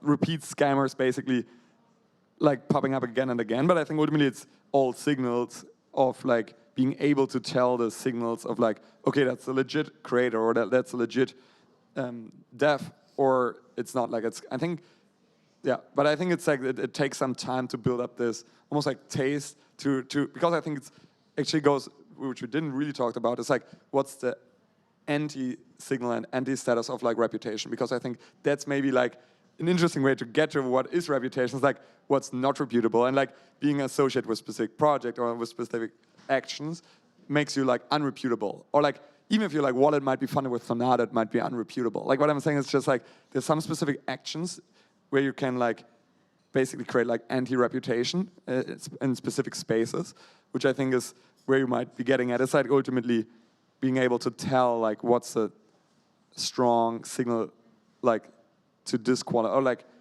to judge someone in that sense. But the problem is people aren't going to jail though. That's the thing. They're going around it because of all the stuff. Yeah, so how do you even regulate that? Like they just keep coming back. They're not punished. It's interesting. It seems like they're leveraging the polarizing aspect of social media to like build these two camps. Actually, it's interesting to see. I haven't seen that many cases with negative reputation or punishment, and I think there was actually one round in Gitcoin grants. There was negative contribution, and it was stopped pretty quickly, so it only lived for one round. I think it's actually a good question. Why do we see so little policies to fight against behaviors like that? I think maybe it might not be that huge problem. It's just annoying, but it's not really hurting the DAO generally. Or maybe it's also attention. Is it the most important thing in this early stage of DAOs to set up policies to punish? What my message is, okay, it's always a matter of the policies DAO establishes. And if this really is a problem, then there are measures like fraud detection and defense at Gitcoin DAO, where you have a whole machine learning pipeline to detect fraud, and then human evaluation to take the decision if people are really banned from the network. So this is a big thing, and there are investments on really take action. But yeah, if this is not considered a huge problem, then you might have no policies, or it's critical to establish this in a DAO and to see how relevant this is. Negative reputation. All right, so we touched the negative stuff. We're pretty much at time, so I wanted to ask you all to, if you have some last comments or thoughts you want people to take with them.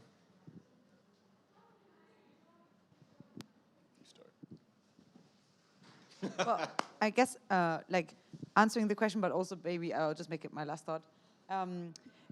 It is not reputable yet to point out negative reputation. That is why it's not being done.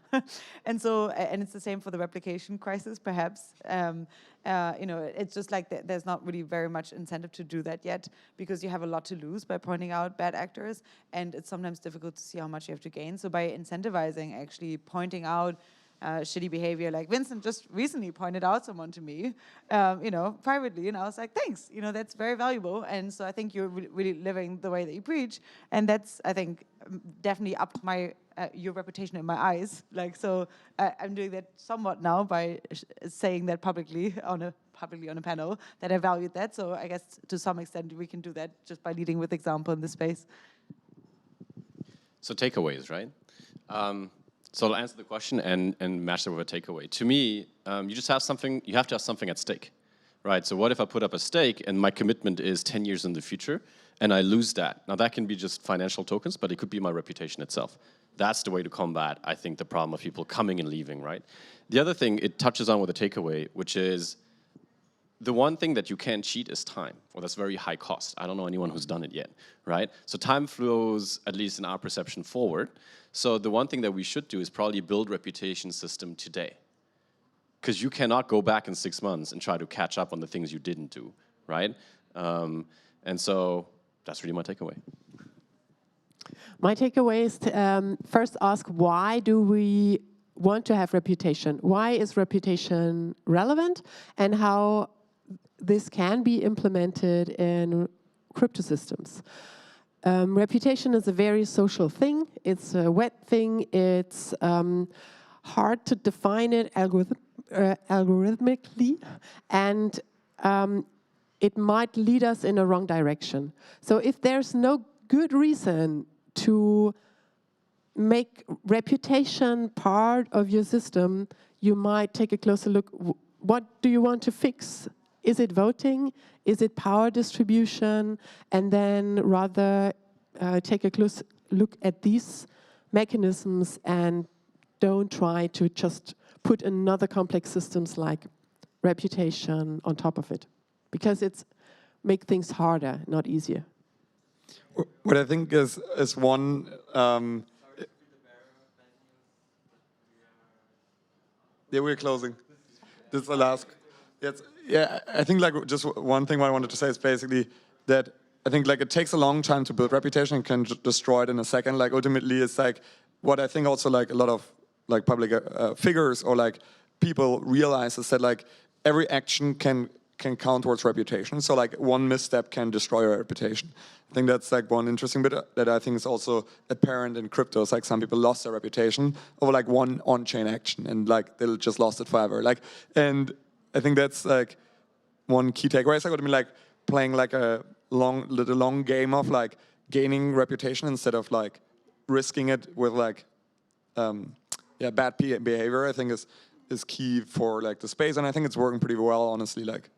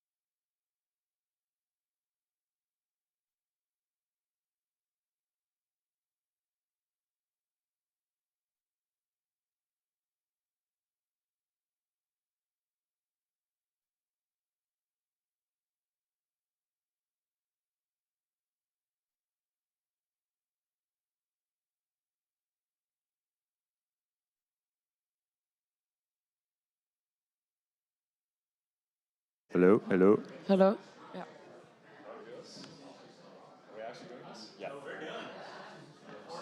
All right, we're actually doing this. There's an actual panel, people. We're actually going to do a panel. It's starting.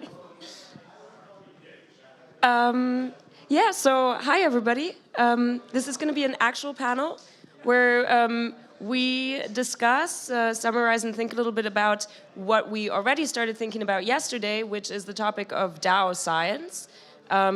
Essentially, the question of what could a science that is concerned with DAOs look like? What would the content of that science be? What are the most pressing problems that researchers would need to address?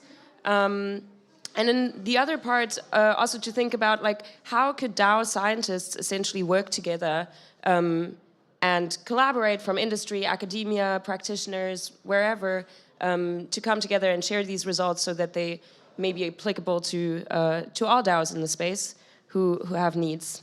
I'm Tara. I'm here with Metagov, and with me are Eugene, Marina, Josh, and Connor. They're all terribly nice and very, very accomplished. And maybe I think I just do a round where you guys can each introduce yourselves and what brought you here, what you do, if you're not thinking about this. Yeah, maybe I'll start just because I have the mic.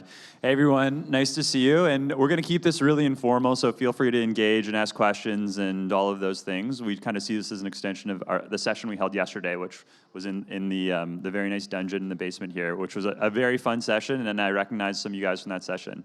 Connor Spelliscy, I run a group called the DAO Research Collective, and our focus is on pooling capital between DAOs and then using that capital to procure and then open source the research that we've procured. Idea being, of course, that DAOs are facing a lot of the exact same problems, so why silo that research in a community that's so into open source? So yeah, happy to chat more about that.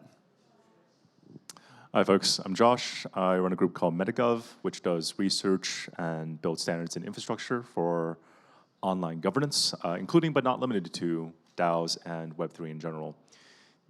We do a bunch of different things, all the way from developing like software like API gateways for governance to doing ethnographic research and data science. One of the things that we've done recently, for example, is analysis of the constitutions of DAOs in Web3. We also run a standards body called DAOstar 1 that does a lot of technical work in this space. Thank you. Hello, my name is Marina. I'm coming from the European Crypto Initiative, which is an advocacy group based in Europe, in Brussels. And what we're doing is talking to the regulators and convincing them that blockchain is awesome. So it's a very important work. It's very timely right now. And we are also doing a lot of research. This is how I would say this group is kind of connected. It's very important to use the right arguments at the right time and to understand the technical part and also all the kind of business cases and to try to convey a positive message to the regulators. So if you have any questions regarding regulation or anything linked to the European Union trying to regulate crypto, I'm happy to answer. Hi, everyone. I'm Eugene Leventhal. I'm the head of operations and outreach at the Smart Contract Research Forum. We're a grant-funded organization specifically supporting research in the Web3 space. So I was presenting earlier on the idea of decentralized research centers and what those can look like. And we're actually collaborating with a few of the organizations represented here on stage in building the first instance of one of those in the form of a DAO research hub. So yeah, if you want to talk research in the Web3 space, that's pretty much anything except market prices, like real research underlying actual real research, then yeah, more than happy to chat about that and talk about how we're viewing research as a public good. All right, cool.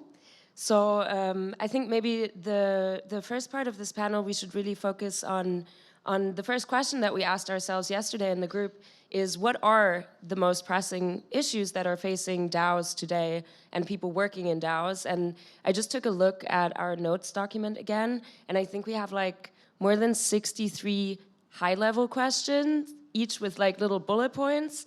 I don't think we got to the comprehensive end of it, but question to you guys, like, where did you see the most pressing demand? Like, what was unexpected and kept resurfacing? And do you think that research could really contribute towards solving?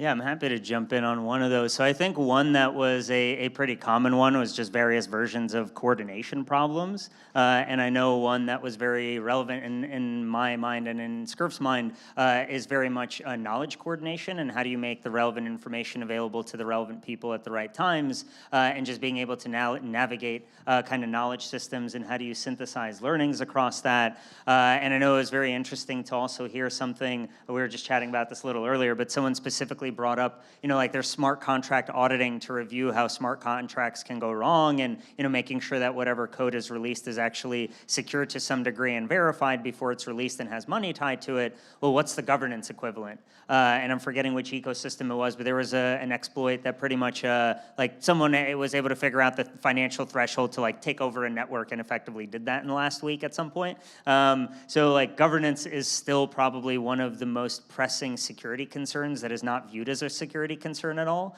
And so I think that between the coordination and governance security were sort of two that stuck out to me. I also didn't want to just take the bigger topics that might be some of the other fun ones to jump to. I'll just add, the legal questions always come up, and we discussed about this yesterday briefly, but what I wanted to point out is that there's new things coming up. So as we knew DAOs in the past will not be the same as DAOs will be in the future. And I think this is also very important. In a way, at least in Europe, we see a lot of companies or DAOs that are incorporated also switching jurisdictions. So I think we need to have more knowledge around the legal issues about DAOs, and in a way also to be more flexible and lean in terms of the legal framework.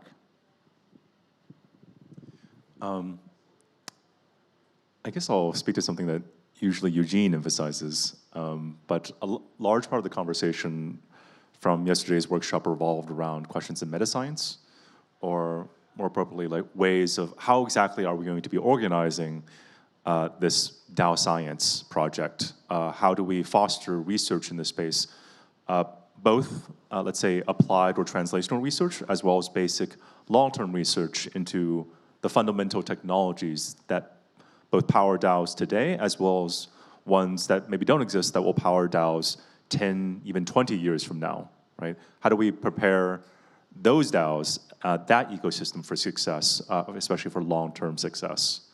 There are lots of questions around like publication venues, how to sort of organize grants, and one of the initiative DAO Research Hub that Eugene mentioned will include a large tranche of grants and fellowships targeted to supporting a variety of different research that will benefit DAOs in the long term. But yeah, those are, like, I think, still open questions that we're trying to figure out ourselves around how exactly to incentivize and organize and support a wide network of researchers, both based in DAOs, i.e. industry, as well as in academia.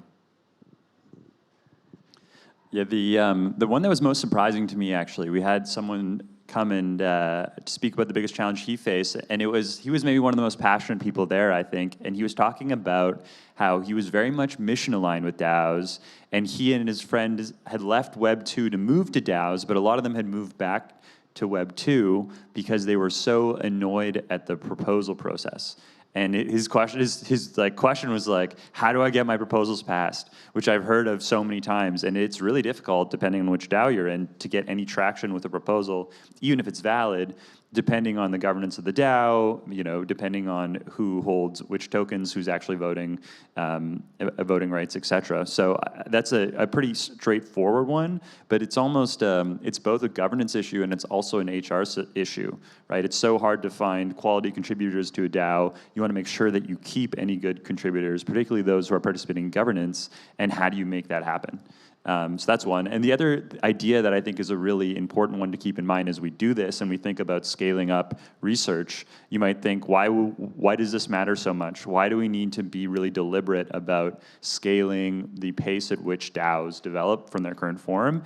And I think a lot of this relates to what Marina was talking about from the advocacy side. So when we deal with regulators and policymakers, what you want to have in your pocket is an argument that DAOs are incredibly compelling material. They're going to change change the way business is done, and if your jurisdiction doesn't participate in DAOs, then you're going to fall behind everyone else.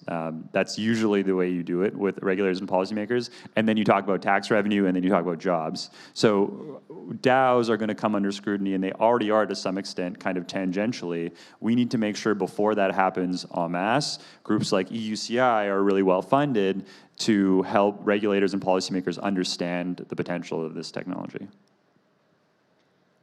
Great. So then also something that you guys now have touched on is advocacy and the way that we organize. And maybe to Marina or Connor, how do you see this relation between DAO research? Where does the research start, and how does it feed back into the policy cycle? What are your hopes for that? Like, how could that ideally work? And yeah. I think there are a ton of different ways. I mean, one of the ways it helps is that if we are participating in this research now, then we're seeing the sophistication of these organizations scale such that they're ready to respond and be significant when it comes time for policymakers to understand what they're doing. So largely what happens on the policy front is there are staffers who tell members of Congress or the Senate, obviously different titles in different jurisdictions, about what's happening in the blockchain world. And we want those staffers to understand that Maker is an amazing technology that is changing the world, and they're having a huge impact. And Uniswap, there's a reason for decentralized exchanges to exist. A number of different organizations are taking different approaches, but we've also seen many of these organizations start to participate directly in advocacy. And I can say Uniswap is very involved, and they obviously funded the DeFi Education Fund, and there are a number of other DAOs that are doing great work there. And that transition is really important because these organizations need to speak out in order to save the philosophy that we want to see live on in DAOs. We don't want to see DAOs turned into corporations because governments just don't understand them, and they're going to have the instinct to just put the round peg in the square hole. So that's one consideration, is the idea that we want this research to happen now and be made publicly available to the extent possible so that everyone can benefit and we can see this whole class of organizations move forward. And then the second piece on the advocacy side is just coming up with amazing use cases that are incredibly compelling to everyone, right? And it's funny because with the on the advocacy side, when we go talk to government, and I work primarily in the United States on this, but we go talk to government, at times we still don't have a great list of use cases that are compelling to everyone in the room, right? And that needs to change. And I know there are so many great projects out there, but people just haven't taken the time to write the summaries that outsiders or like normies or non-Web3 people would really understand. So that's another place in which the research portion of this can really contribute to the regulatory side. Thank you. Yeah, I think it's an amazing question because it's all about timing, I would say. We cannot predict what will happen in the future and how the regulators will react, but we know it can be quite time sensitive. So if we do research before, we do have all these ideas, arguments to use when we need to respond to whatever law, regulation, directive they have. And I think this is super, super useful for them. I think they also look at kind of the emerging Web3 world in a way that, if you cannot cite an academic article when you write something, it's probably not something very important, or it's not out there, or it doesn't exist. So it's kind of the things that they're used from, I would say, Web 2. And at the same time, thinking about advocacy and how you can, what are the approaches? There could be a reactive one or a proactive one. And many times we're doing the reactive approach just because of, so many things happening, especially in the last, I would say, few months, especially in Europe. And of course, we need to react to whatever drafts we have, to whatever votings we have and meetings they happen. But then the proactive one would be ideally have something that we can propose before they start thinking about the regulation. So we already have something that we thought ourselves would be the best use case or how to regulate, and then they can use it as a basis on how they would want to move on from there. So yesterday at the workshop, we also discussed and mentioned the Koala model law, which is basically a model law for DAOs that would help regulators understand how DAOs work and would be very useful for them to, let's say, write a new DAO law, which does not exist in Europe. But I think that the Koala team has been quite successful in talking to the Australian government about this. And it's like something that is really, really useful. It's actually speaking their own language in the way they do understand, and it's making it the easiest possible for them to adopt. And I think this is how we need to kind of communicate to the regulators. In Europe, something like that would be very useful in terms of DeFi. We have the markets and crypto assets regulation that is touching upon DeFi. Ideally, the decentralized use cases would be excluded from the regulation, but we know that the DeFi regulation is coming. And so having researchers working on that, thinking about all these different aspects on the technical side, regulatory side, legal side, and also business-wise, of course, how they would connect to Web2 and other institutions and businesses that exist in Europe, that would be super, super useful. And of course, then also jumping into the mind of the regulators, what they want to see is job creations, as Connor said. They want to see competitiveness in their own jurisdictions, and this is how, in a way, you pitch whatever is happening here. We're always saying this is a space with so many bright minds, like there are so many people that are super talented and intelligent in this space, and if you don't support it from the regulatory point of view, it's just a loss for that jurisdiction, for that country, or for the union, as it is for the European Union. So definitely that would be much appreciated.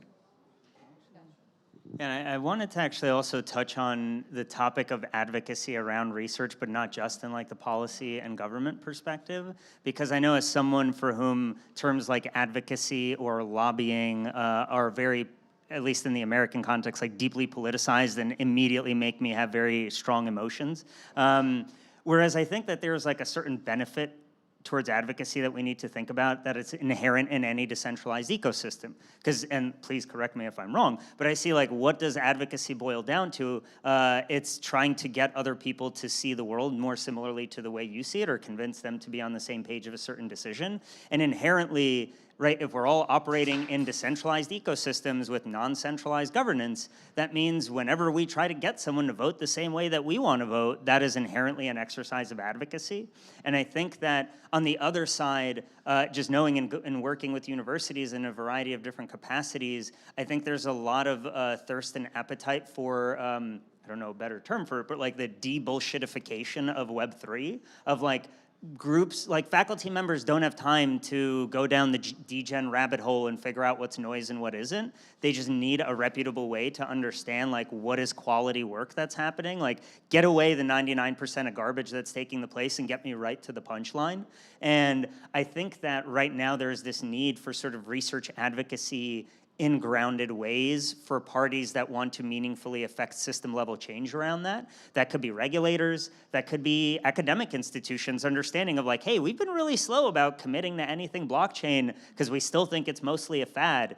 Is it though? Like, is there enough here that we should stop treating it like a fad and we should actually put institutional money behind supporting it at the university level? And other sort of large systems like that definitely need change, definitely want to learn more, but there are no good sources of producing this because, like, of course, if any protocol is pushing their research to a regulator, they're gonna be like, all right, sure, like, yeah, I'll believe you with a huge grain of salt because you clearly have a certain objective here. So I realize part of what I'm setting myself up for here is like, and this is why SCURF exists, which is like partially, not as much in the regulatory side, but more playing for just creating like a sound basis for research-oriented discussions. But like, we'll be the first to recognize if we have no clue what the right solution to that problem is. So like, we just wanna work with anyone who's trying to think about how to provide clarity of thought around research and explain it to people who don't want to go through the depth of getting it and spending, you know, the 100,000, 10,000 hours needed to like fully live in this ecosystem.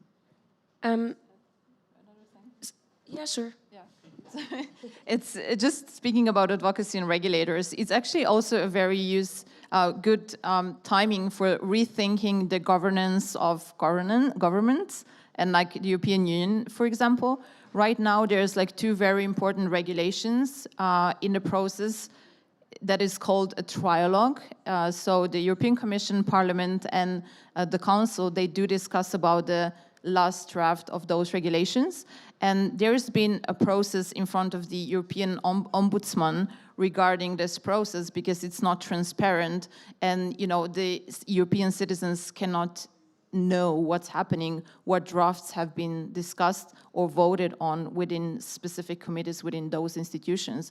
So it's basically also thinking about, can we do that in a different way? Can we also use this technology to help governments govern better, whatever they would want to change? It's not only blockchain, but it's whatever regulation needs to cover. I guess I just want to add a very brief note that we have talked about, or emphasized one way in which research sort of relates to advocacy, where advocacy is consuming research, which is then presented to regulators in order to make a kind of certain kind of pitch, right? And I guess I go in with a different kind of bias, where really, the research is the point, and then the advocacy is the thing that gets regulators off my back, right?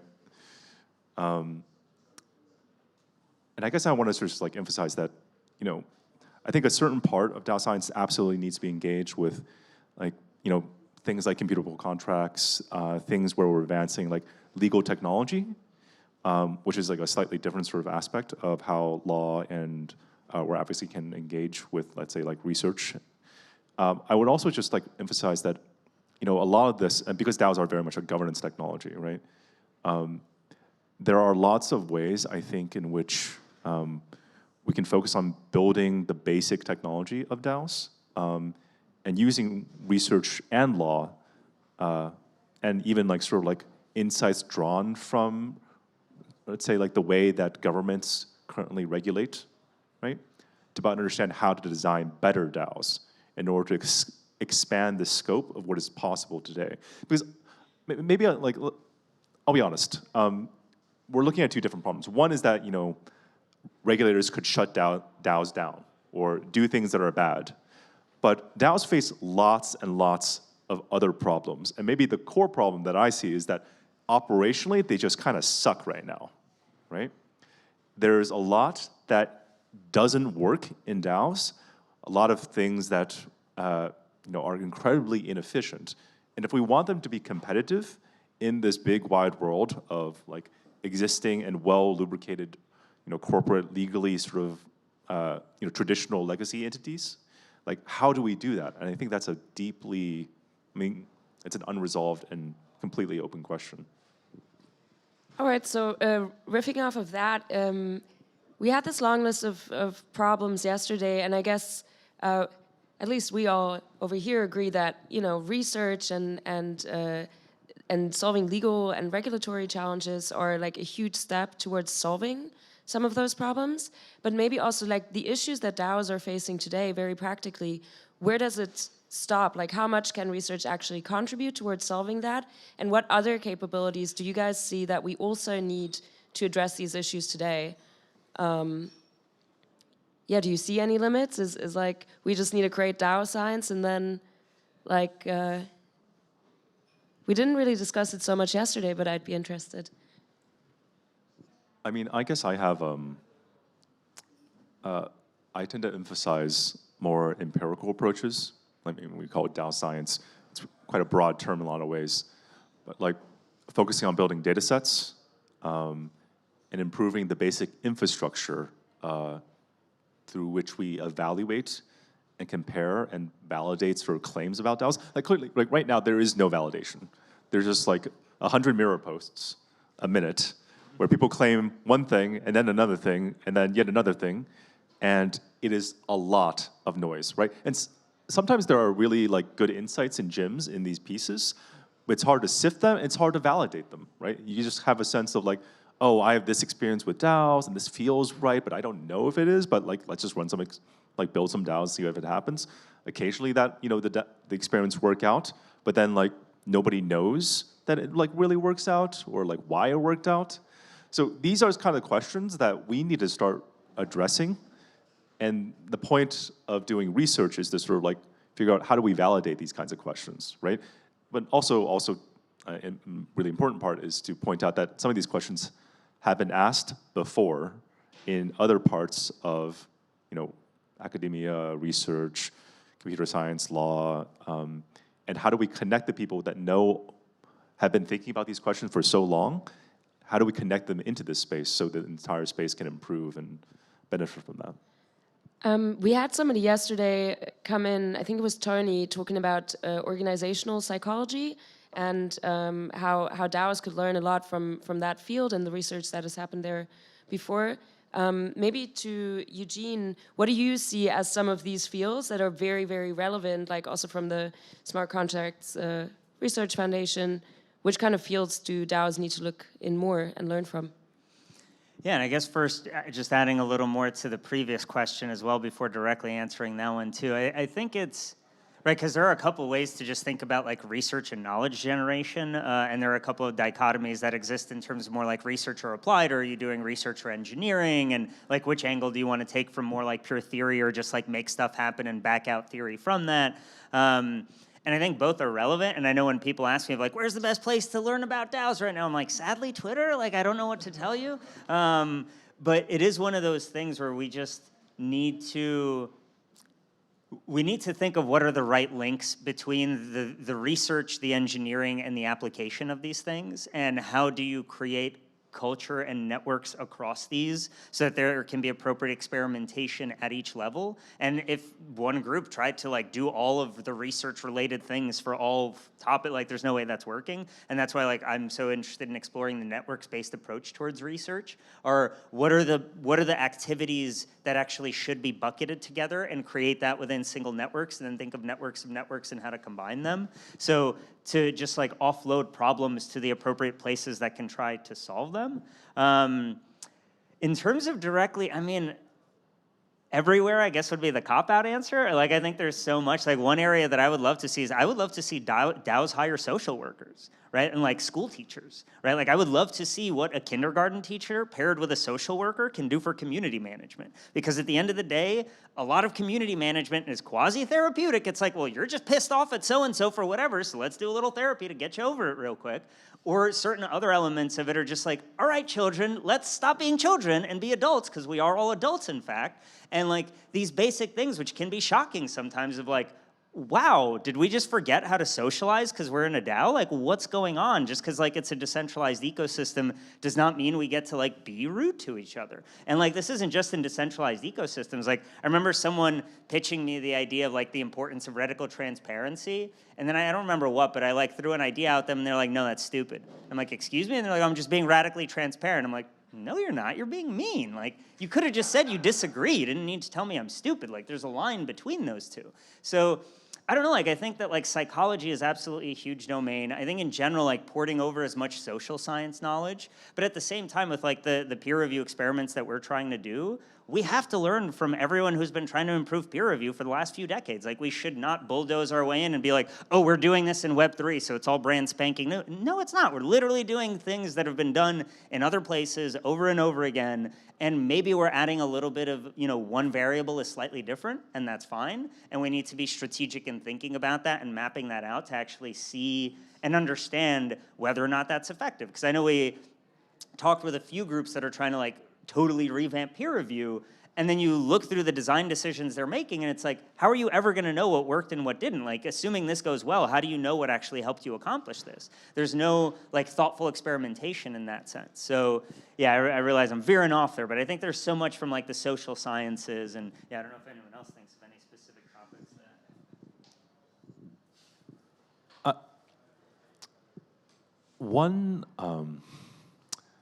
Okay, I mean, these are a little bit very hot off the press kinds of speculation. But I was literally just like going through the notes from our meeting, right?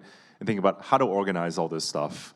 Because we did essentially like a 3-hour-long DAO therapy session where we asked people, what are the problems you're encountering? These are mostly operators, though many of them do have like a scientific background. And it's like, it's notable that it's actually really hard to convert the top line problems that DAO operators perceive around like governance participation, regulatory, as well as I don't know, like certain kinds of economics, to like specific fields and like posit them as research questions that like a researcher in that field could actually sink their teeth into. I think it's more clear from the legal side because like the legal challenges are so clear and so like, like, how do I say it? Sharp. It's like, yes, I have this problem right now. Whereas things like governance participation, you could hit that from a lot of different angles, right? Political science, you could do it ethnographically. I could study like do this using game theory. There's like really like, it's like when you say governance participation and how do you incentivize, that's really like 10 to 20 different like open research problems that you could tackle. Like you could literally throw 20 PhDs at it and probably still not solve it, right?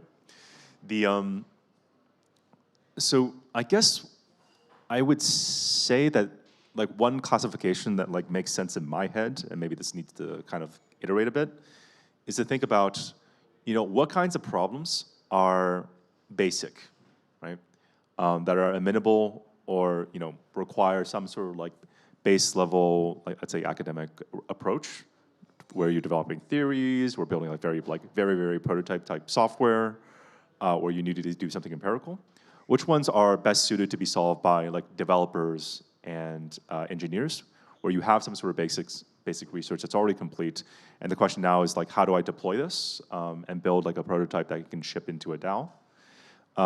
Which problems are, let's say, amenable to entrepreneurs and investors, where like a basic prototype or some sort of theory is already sort of like fairly well established, or maybe there's like it's really more of a market opportunity that exists as opposed to a precise kind of product or a research hypothesis. And then like, there's a certain, like entrepreneurs are fundamentally empirical, right? They go into the market, they see what works, and maybe like this is actually the right way of approaching some of these problems. And to me, that's like a certain kind of really relevant research that is better performed by the market than by like a university. It's actually really important to separate those kinds of problems from the problems, because you can't give those kinds of problems to like a scientist, right? It doesn't really work that way. Though often they do benefit with, for an entrepreneur to be collaborating with some sort of scientific body. And it's obviously one of the things we want to promote in having these research networks. And finally, there are things that can only be tackled by, let's say, like national governments, certain kinds of regulation, which I'm sure Connor and Marina can speak better about. I just had one thought on, this is something that we talk about quite a bit, and it kind of ties in a lot of these things. One of the areas that I think we should think about when we think about governance is, of course, existing legal structures, like appreciating that legal structures, some of which have existed for hundreds and hundreds of years, thinking about the corporate form, thinking about cooperatives and the history of cooperatives. They exist to solve a lot of the problems that we're currently facing in DAO world. And so it's funny, sometimes you're looking at how a DAO is structuring and thinking about how it's going to govern itself, and it's almost like a repudiation of everything that happened in the legacy world.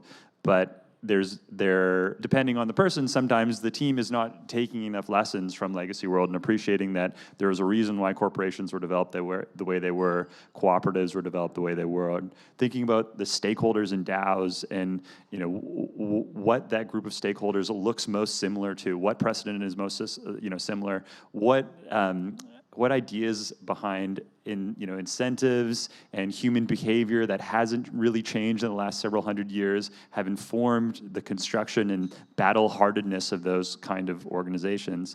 And on that's the legal structure piece. The other piece is like governance of nations. And this is something we touched on a little bit yesterday, and Sam Hart presented on a kind of a unique challenge they're facing in the Cosmos ecosystem. And the ecosystem in Cosmos is sort of starting to look a bit less like a corporation or a corporate entity and more like a series of nations that are now working with like United Nation equivalents as well. So drawing from governance systems that have existed and have been challenged on the legal side, on the democratic side, and in so many different spaces. Other people were giving different examples yesterday, but like just not trying to completely pull from what you saw Compound do without knowing why it was that they did it, or appreciating how much time they had to make a decision, or any other DAO.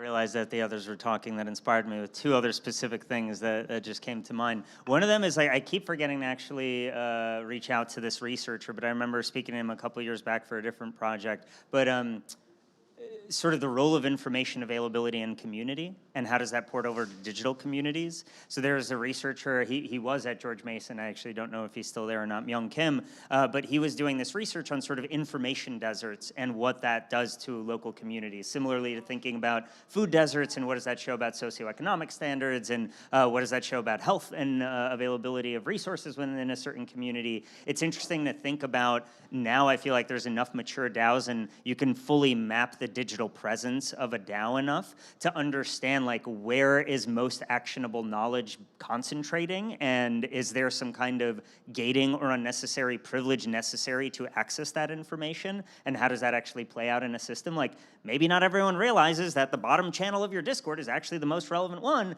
and just like by not ordering it up high enough and not adding the right visibility to it, very few people are checking it, and in turn missing a ton of important information, and in turn you have a very functional specific interaction type as a result that was not intended.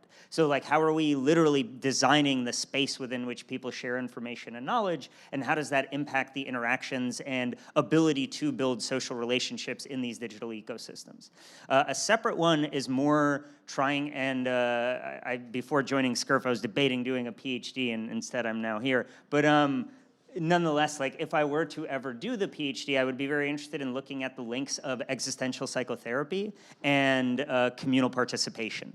And how do questions of meaning in life, how we define our own identity, how we create responsibility landscapes for ourselves, our loneliness and the role that plays in our lives, how did our relationship with all of these factors affect how we actually participate and opt into communities? Because those are very deep things that usually you need to go to a lot of therapy or do that, and plus some psychedelics to actually start like peeling back the layers on. And how do you actually build that as onboarding into an ecosystem, right? Like there's no good pathway to be like, you want to join? What's your meaning in life? Right? It's going to be like, what are you talking about? This sounds like a cult. I'm okay, thank you. So I think that like actually understanding those links better, on the one hand, can create healthier communities, but as soon as I say that phrase, I get very scared by just like the marketing data approach towards that kind of knowledge. And then do you just get to spam people in a more targeted way, which would make me very upset. So that's yeah, and I also think we also have to be cognizant of like the moral character of any research topics that we delve into, because we can't just look at the positive upside and be like, yeah, the negative will be someone else's problem. We're just doing it for all the right reasons. It's like, yeah, if only life worked that way, right? If you create new tools or new ideas, you have to be willing to sleep at night with the realities of how they can be used in the most horrific way possible as well. So on that positive note, back to you, Tara. Yeah, so you mentioned therapy. And as Marina was saying, we had a little therapy session in that sense. And I guess one of the topics that also kept coming up, and I'd like to discuss a little bit in terms of legal stuff, was like, are these DAO people okay? Like well-being, is everybody doing all right? And there were quite a few issues that came up, like we don't want to repeat the gig economy. We do want to have some sort of stability. It is a lot of work, like pushing these proposals and that sort of thing.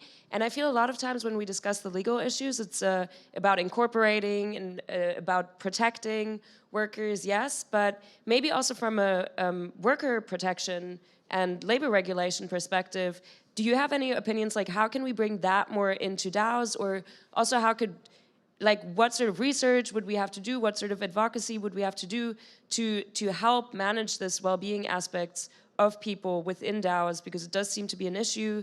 And again, I do think there are things outside that we have developed for years and years and years that maybe we can plug into. So, yeah.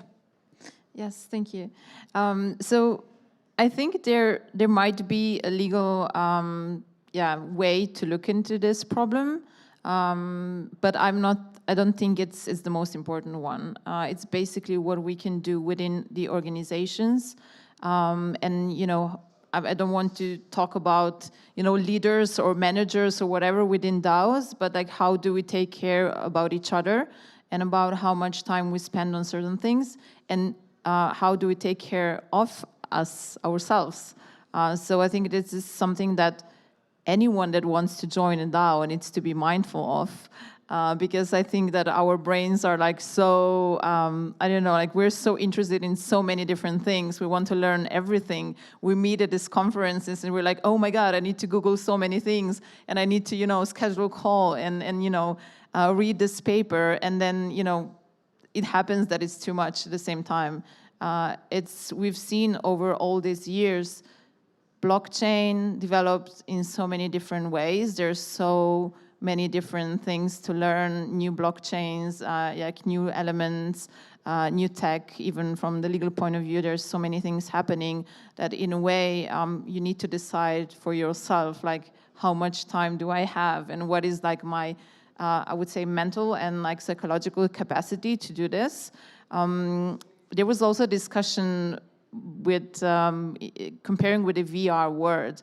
And even if you use VR, I think you can use it for 30 minutes or something like this. And if you do for longer, it doesn't really work with how humans are built.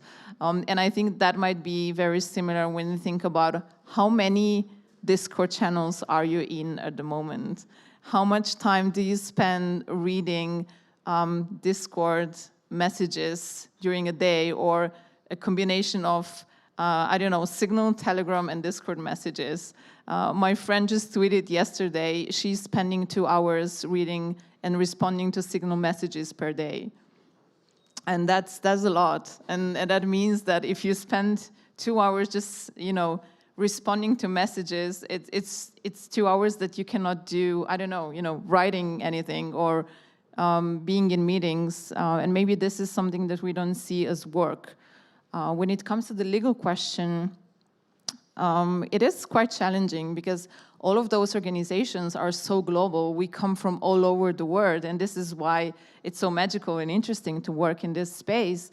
But then the legal frameworks are super different. Like the European one is different from the US one. I've also been discussing with my legal colleagues about this. From the European perspective, might not be that challenging because even as a freelancer, you still have like healthcare and stuff like that. But there, as I know, maybe Connor can tell more about this, there are solutions that are specifically built for this in the US to actually, you know, have solutions that would facilitate also this kind of legal challenges within DAOs and working with an international community and international team in a way. Yeah, I would say this is actually where the interaction between the legal part and the kind of what we were talking about earlier. When regulators are looking at DAOs, they might see organizations that are not paying taxes, don't have that many employees in their jurisdiction, and are also violating employment laws. So I think that a good place to start is almost like we've developed employment laws over years in Europe and in the United States and Canada, you know, in Asia, across the world, and there's a reason for their existence, but it's impossible at times for organizations like DAOs that don't have an entity to be compliant with these laws. And I've been seeing some great growth of organizations. One is WorkDAO, which I've been working with a bit recently. They just reached out to me at ETH Denver, and I hadn't heard of the team before, but they've done all the horrible work that a lot of us at DAOs don't like doing, which is going jurisdiction to jurisdiction and finding employers of record and finding how they can be compliant so that their organization can be the one that is the employer of record in different jurisdictions. They can pay health insurance to U.S. employees, and the regulations in the U.S. vary not only by the country, but also state by state, which is incredibly painful if you're a DAO that has workers around the world. It's almost impossible for you to be able to comply with that, or it's going to take up half the cost and time of your existence. So organizations like that are actually helping us on the advocacy side, as well as helping us on almost the operational side at DAOs. And it's really nice to see those organizations emerge. And we actually had someone mentioned yesterday about I can't remember the word used, but it was something about like the inconsistency in wages maybe for those who work in DAOs. And I think that is a huge issue too. Like when we think about how we pay contributors, I work at some DAOs where I just get sent a bit of crypto every once in a while, and I'm fine with that because maybe I have other gigs which like are more standard, but I could appreciate that if you're just kind of waiting for the next drop from the DAO, right? And that inconsistency is something that's maybe at times not captured in law, but to Marina's point, it really impacts lifestyle and also like sustainability of these organizations. Yeah, and also on the well-being side, I mean, what you were mentioning just in terms of like the 2 hours of signal a day, that is unfortunately hitting a deep note there, right? Because I imagine everyone here, it's like if we actually did a poll of how many people use Signal, Telegram, Discord, Slack, email, probably multiple emails, especially if you're working at like 12 different DAOs, then you need 12 different Discord, right? And like just the sheer information volume that we have to manage, I feel like is just unhealthy fundamentally. And like, right, Josh and I were chatting earlier today about like the role of an Apple Watch and whether or not that is a healthy addition into one's life. And right, like having those notifications, you need some way to surface them, but at the same time staying on top of it becomes its own job. And it just seems as though there's so much focus that's needed on how do we create healthy work cultures, because there's a few forces that are very much at tension right now. On the one side, there's, you know, it's a very opportunity-rich landscape. There's so many cool things going on, and at least once a week, I'm like, I should be doing less stuff. And then all these things come up, and I'm like, well, I can't say no to that. Like, when is that gonna happen again, right? So even just being able to say no in an opportunity-rich landscape and time, because we all, you know, even for those of us who have been in the space for, you know, let's say anyone's here from 09, like 2010, of like literally from the start of blockchains and the beginnings of Web3 with Bitcoin, if anyone's been around that long, it's still a decade. It's not that long, right? Like AI has been around 50 some odd years. You know, TCP/IP and the basic protocols of the internet started in like the late 60s and whatnot with ARPANET, or into 70s. But I still think there's so much evolution on the tech side that is coming, and we have placed ourselves by being at events like this, by playing around in DAOs, by being in this kind of space. We are inherently going to be swamped by opportunity for many more months, if not years. And how do we create a reasonable balance of like not giving in to the FOMO and not the fear of missing out and being worried that this is my last chance to do whatever it is that motivates all of us individually. And just be okay with turning things away and turning off your phone and being like, you know what's the most important thing that I do today? Nothing. I need to go focus on my mental health and just be a human and go socialize and like do regular people things. And I just think that like the deeper we get into the bulk of our social network being entirely digital, and we're combined in a few of these networks where like reputation starts slowly garnering, and like, why are you acting this way or that way? And if you're active and then you disappear, and then like there's just so many different considerations that come into it. And even just being able to like confidently communicate of like, hey, I don't work weekends, hard stop. Or like, I have kids, I can't do stuff at night, hard stop. And like being able to set that up, because not everyone is a privileged 20-something with no responsibilities besides have fun on the internet. And so like, how do we actually help people who are single parents get into this space? Like, until a single mom or dad can get into Web3 comfortably, I don't think this is an accessible space. And so like, that's one of those things where how do we create these pathways to accessibility? And it starts by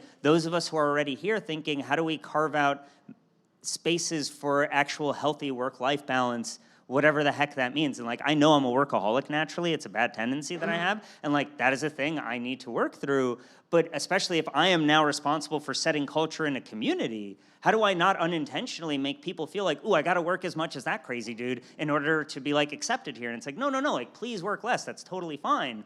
But like, again, how do you build these norms when you don't have a centralized point of like, well, let me tell you our culture, right? So it's like, it's just a very interesting like hodgepodge of challenges on challenges that I think come down to like, we just need more honest, open public discussions. And like, the more we can have talks like this, especially within our communities, across communities, the more we can try to set cultural standards that supersede any single organization, which will then hopefully lead to healthier standards. Hopefully, yeah. Hell yeah. I think we have like 15 minutes left on this panel. I just want to check if you guys have any questions relating to these problems that we discussed, the legal stuff, the well-being. Is everybody doing okay? We can do a group therapy session. Yeah, therapy is our thing. Thanks. So being a DAO scientist, so I'm from Delft University of Technology, so we've been running a master program with a few courses for a while. So one of the things, if you want to get professors involved in you call it DAO science, So what are the interesting scientific problems, and indeed what are just engineering problems? Because a lot of the things I've seen is like you're trying to redo the Web 2 world. There's not a lot of awareness of what computer science has done already. But the real, so okay, you've solved double spending, but a probabilistic solution. So a lot of things that is done here, a lot of my colleague professors in the field will not actually like to work on it. So you really have to bribe them with a lot of millions in order to get them, sadly. I guess I'll gladly start with that one.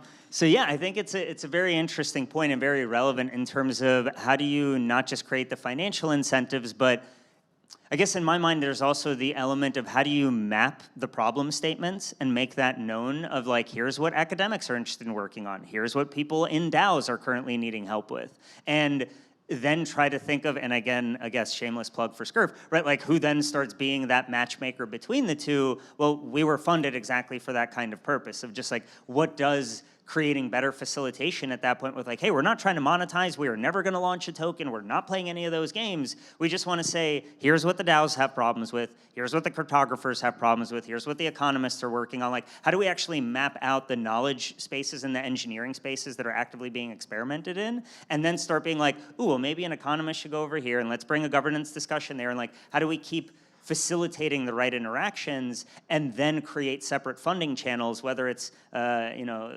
some crypto orgs are still like 10K can be meaningful for university. It's like, especially not in the States. Like where a lot of the time to fund a PhD student, it's at least 100, 125 grand. So, and that's for a student. So then like you need to create meaningful funding channels. And that's where I know where we're excited with working on the DAO Research Hub is how can we create a funnel of both the knowledge of problems as well as a funnel of funding and an operational layer to connect the dots across all of those. And we haven't done it yet, so I can't tell you the data of like how it went, but these are the kinds of experiments that we want to run, and I definitely want to chat with you later because I know Delft is doing a lot of cool stuff, so it would be great to speak more. But yeah, I think in working with more universities and hearing directly from folks of what are the problems that you're not seeing someone solve, and then helping to connect with the right groups that want to solve those problems, we might need years of building infrastructure before we get to the actual engineering applied level of change happening. And not everyone is going to be excited by that, but at least for those that are comfortable with building long-term meaningful relationships and systems, like I think you need to be comfortable taking the long view, whether or not that's the fun answer. I don't know if anyone else. I would just say that, speaking as like a computer scientist, you know, you often notice in the university, like a lot of people have a hard time getting out of the lab, right? Or they, you know, they perceive, they speak to certain industries that are already out there who have these problems, and they put them in front of them, and they have a sense of like, this is what is important. And I think what I would really want to do is encourage like people, I guess communities of researchers, thinking about these basic problems to understand like how those problems can be applied and are relevant within this very much emerging industry, right? Emerging sort of like community, a practice of DAOs and the experiments that they're running. And I think there's not only interesting research questions based there that are, you know, could become papers, but also just like raw data sets that are really valuable, especially, I mean, just the fact that everything's not only digital, but like on a blockchain, so it's public, and then there's this additional ethos of publishing your data and being completely open source. It just makes this, I think, a really fruitful domain for lots of different research, and it's enabling certain kinds of research that, like, you know, the most comparable thing I think about is like, you know, like governance of online communities, circa like 90s or 2000s in like the original virtual worlds, right? But the kinds of things that are happening today are just like qualitatively different, I think, from the kinds of experiments and patterns that you could observe in those game worlds, just because, I mean, let's just face it, so much more money is involved, and that really changes behavior, and it allows just different kinds of, let's say, like secondary patterns to develop, not only in human behavior, but in technological behavior, in the kinds of conditions and engineering you're gonna see in these systems, or could possibly see. All right, great. Does anybody else have a question? Do you want to? Yeah, I got Thanks.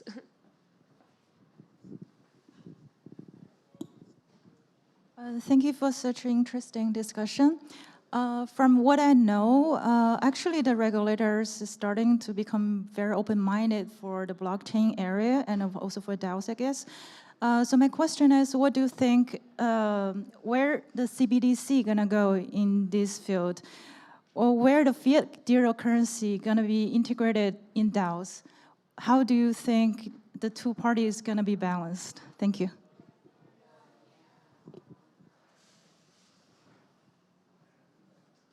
Who's going to take this? Yeah, I'll try.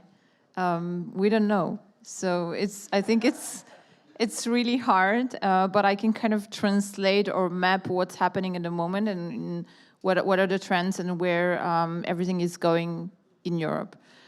So there is nothing, as far as I know, as a new law or maybe kind of a update of the existing laws on DAOs. So the DAO incorporation struggle or non-incorporation struggle is still going to be here for the next few years at least. There is a new regulation, the Markets in Crypto Assets regulation, that regulates issuance of tokens. So if a DAO is linked to a token that the DAO would want to issue, probably is going to be in a way regulated within this regulation, which in one of the drafts requires the issuers also to be incorporated in Europe, so in one of the European member states. And then the other thing, the digital euro, where we are at the moment is that there is a public call for feedback at the moment, yeah. So we're working on it with EUCI. I think the deadline is somewhere in June. And then the European Commission and the EBA, they're going to collect this feedback and work on this. I think at the end of this year, we can expect more activities in this regard. But we don't know how the digital euro is going to actually look like. We don't know if it's going to be in any way connected with blockchain. So it's still an open question. And I think the most important part here is actually the interoperability between the digital, fiat money and the space of blockchain, DeFi, etc. So that would be basically, I would say, the best outcome that we can imagine. But there are other questions and other things coming up as the AML regulation, which is also going to impact all of the activities that the DAOs are going to work on, especially if they're going to use wallets or unhosted wallets, as they call them.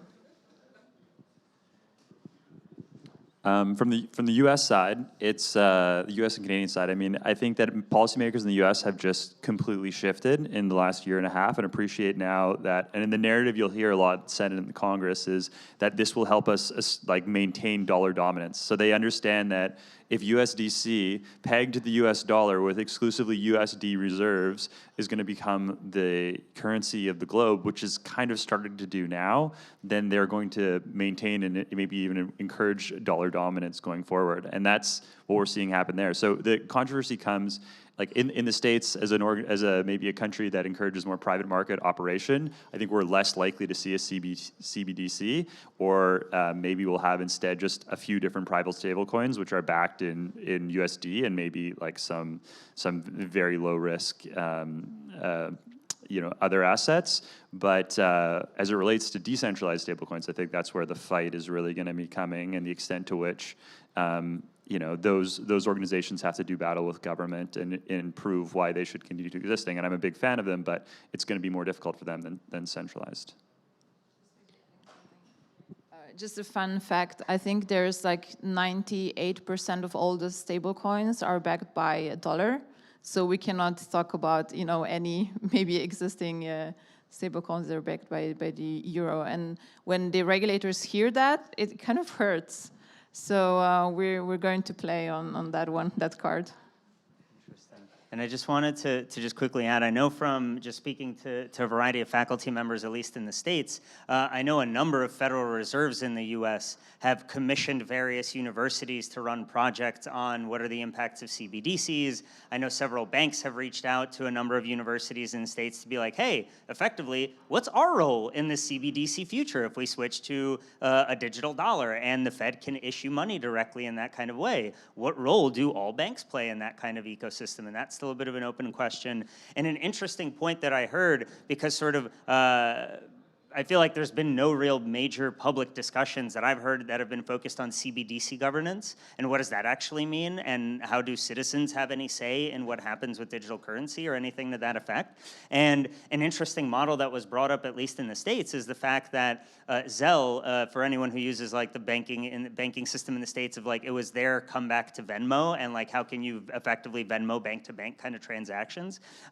Their governance structure apparently is pretty interesting, where they have both a top-down from the government layer and a bottom-up from all of the banks layer. And so I haven't actually had a chance to explore this more deeply, but it's interesting to start thinking of what are the closest models of multiple banks managing a currency, reporting to a government, but still in some form, at least in the US via shareholder model, being in some way beholden to the people. And there's a lot of arguments to be had as to whether or not that's actually happening. But theoretically, just how do we start thinking about CBDCs in an actual system construction perspective that isn't just like the government running all of it as a surveillance tool more so than like digital currency? All right, great. I think we're almost at time, and just being mindful of everybody's well-being. I'd say we get towards the end, but as like a last question, and maybe something we didn't talk about so much right now, is the whole aspect, how are we going to organize the DAO science? Like, what is this practically going to look like for you? Maybe we can do like a little closing round where yeah, I'd love to hear what's the future of DAO science, and how can people expect to be involved, or thoughts and plans? Yeah, I hate that this is my answer, but Discord or Telegram? Like, we need some way to actually coordinate. I know, I hate that answer as much as you do, trust me. But like, we do actually need some way of like humans to be aware of what's initially happening until we have larger, better systems in place. So like, this is all very new and undefined. So we did create a DAO Research Hub Telegram group. Yay. Yay, more telegrams, right? But like, we do need some way to actually coordinate, and we actively want to build more focused research networks, whether it's amongst just faculty members, just industry folks. How do we build bridges across those? So I think sort of the communication tools and the networks are at least the first steps that I'm really excited about. From my point of view, I'm also inviting everyone that wants to contribute to a research regarding European regulation, but not about regulation, more from the maybe technical perspective, or at least use case perspective. And yeah, that's something that I think it's very important, at least for the next year in Europe. And it will basically define the future of DAOs, DeFi, everything that is a little bit more interesting in this space. And I think that if anyone is already working on this or is interested, just reach out to us, the European Crypto Initiative, and we'll be happy to talk to you. Maybe I'll let Connor talk about the DAO Research Hub specifically, but I think one of the outputs of this workshop specifically that I would really like to emphasize, and maybe draw contributions from the people here, especially any researchers, is a large survey paper of the open problems in DAO science, covering a wide span of different disciplines, from law to computer science to economics to political science, that basically matches between the problems posed by, let's say, DAO operators in the industry, and tries to refine those into research questions that could be feasibly addressed by scientists and researchers. I mean, typically based in an academic context, but not necessarily. The point is to do that matchmaking and to articulate, these are the open problems in DAO science that you as researchers, or even as entrepreneurs and investors, could potentially tackle and make high impact contributions to this field that, let's say, have a high chance of being taken up by industry and by other researchers. Yeah, so Josh mentioned the DAO Governance Hub, and that's something that we at the DAO Research Collective, as well as Eugene at SCURF and Josh at Metagov, are working on together. You know, issues that we're seeing, and I'm sure a lot of you are seeing as well, like the duplication, the noise. These are all pieces that we deal with every day, the connection between institutions and academics and industry. And so I won't go into all the detail about the organization, but I think you get the gist. It's pooling resources so that we can figure out how to procure, how to open source research, and do so in a way that allows us to scale DAOs much more quickly. So happy to chat more on that with any of you that are interested. All right, well, with that, thank you guys for this super interesting conversation. I guess we have a lot of problems to solve starting now. Thanks everybody for coming, also for those who joined the workshop yesterday. And obviously also to all the DAOists here for organizing this lovely, lovely conference. So yeah. Thanks all. Thanks, Tara.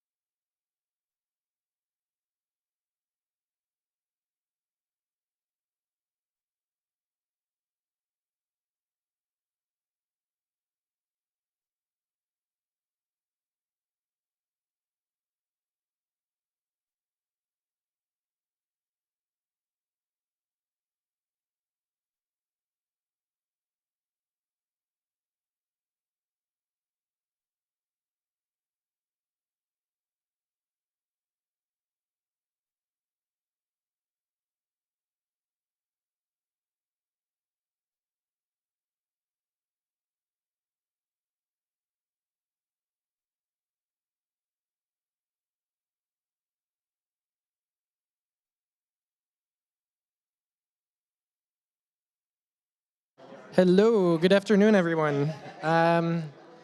So, let's start our panel. I would say to everyone also, please fill in like the gaps in the seats. There's lots of seats for the people standing in the back.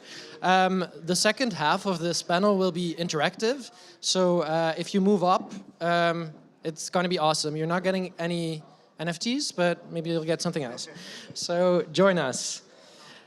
Okay, so today we're gonna do a panel on DAO culture. So what the description is of what we're gonna talk about today is emergence or operation. So how to navigate the tension between these two aspects of culture building, finding the balance between letting things naturally emerge while setting up the right structures.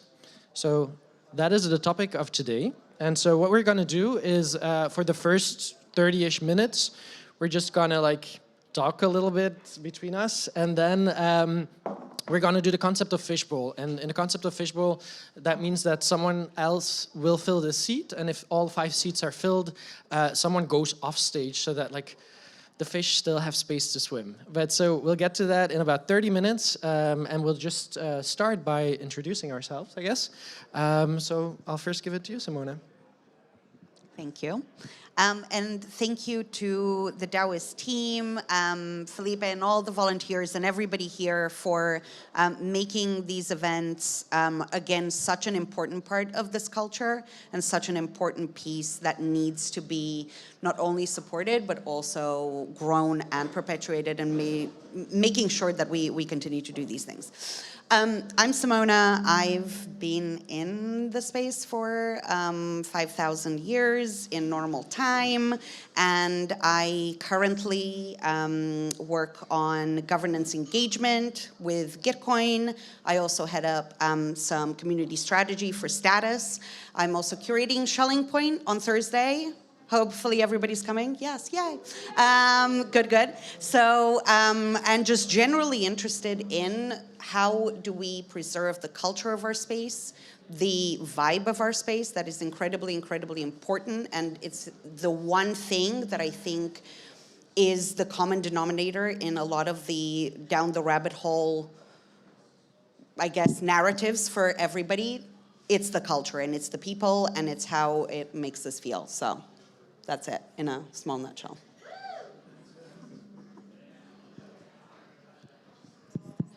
Hi everyone, I'm Leen. I core contributor to All for Climate DAO.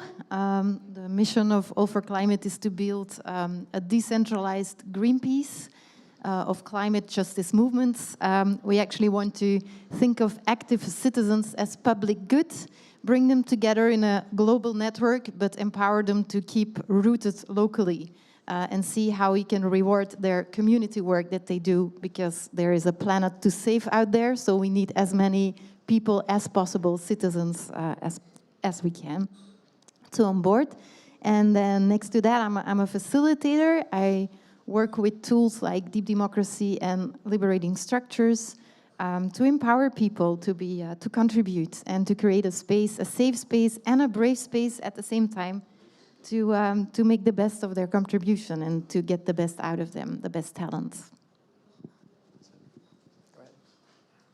Hello, I'm Ben, meta coordination enjoyer, a Genesis member of Metacartel and Raid Guild and many other DAOs, and I am a designer by trade and nature. But so these days I still do a lot of design, but it's a lot of coordination design, contributor experience instead of user experience, but all the same mechanics, and empathy and love and whatever, art, creativity, all those things, but also deeply technical, as much as I need to facilitate the conversation, because cooperation is great and we make cool things together when we cooperate. So that's, yeah, my main perspective and what I mainly do today. Yeah. Awesome. Yeah, it's all coordination. It always has been. It always has been. So yeah, and I'm Chris. I work for Gitcoin. My previous experience, I've been in also for 5,000 years in the space. So I worked for Giveth, where I did communication. After that, the Commons Stack, which I co-founded, and then now I'm with Gitcoin, where I'm responsible for DAO operations. So that's a whole lot of different things, and very, very relevant, I guess, to this topic of like, yeah, how do you make a DAO flow without like restricting too much? So DAO operation is everything that has to do about like providing services to the DAO. So across the DAO, we're organized with work streams. So you have anti-Sybil things, you have the grants building initiative, the work stream, and so on. And so we just offer services to all of the work streams. And yeah, so my focus is on that as leading this, combined with everything that has to do with community experience. So how do contributors in the DAO or new contributors actually feel at home, find their spot, etc. So yeah, so that's the introduction, and then I guess we can just like hit it off with a question, and I am very happy to do that. The thing when it comes to flow and emergence versus structure in a DAO. How do we make this work? And that's a big question. But a more specific question that I often struggle with, and I annoy my peers very often with it as well, is like, how do you find this balance between, on the one hand, everyone wants to join your DAO, everyone is super enthusiastic, and everyone has qualities and talents. But on the other hand, you are an organization that has a mission and that wants to achieve something. How do you not get distracted by all the people who want to join and us wanting to give chances to everyone while still staying focused on that mission? So like, how do we do that? Well, quickly, I mean, I do like that you said you're kind of working in this working group around DAO operations, providing services to the DAO. And I do think that is a good way to do it, because there are many of us who don't like to do operations and we just want to do whatever we do. So it's a super valuable service for other community members to provide. And I think there's the right dynamic there also, because those DAO operators aren't necessarily in control, like they're part of the coordinated system, and that's super, super important.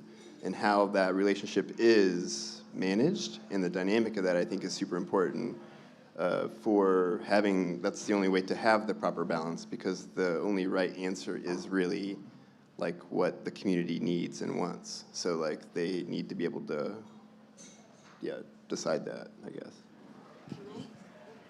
Is that okay? I think it's a really interesting, I project well. It's a really interesting dynamic that I was chatting to David on Layer 2 just earlier, and I use this analogy of the canals in Amsterdam because I think it makes so much sense to have those banks of the river, and we're almost constructing those and those flows as we're going, but it's important to have those because otherwise everything gets flooded and that can be damaging. And you don't know where the water goes, you don't know what the effect of it is, you lose control of that. And I think this analogy of these canals is actually really beautiful because it's all flowing towards the vision and the mission and all of that, but in a coordinated way, versus it just raging through and taking everything with it.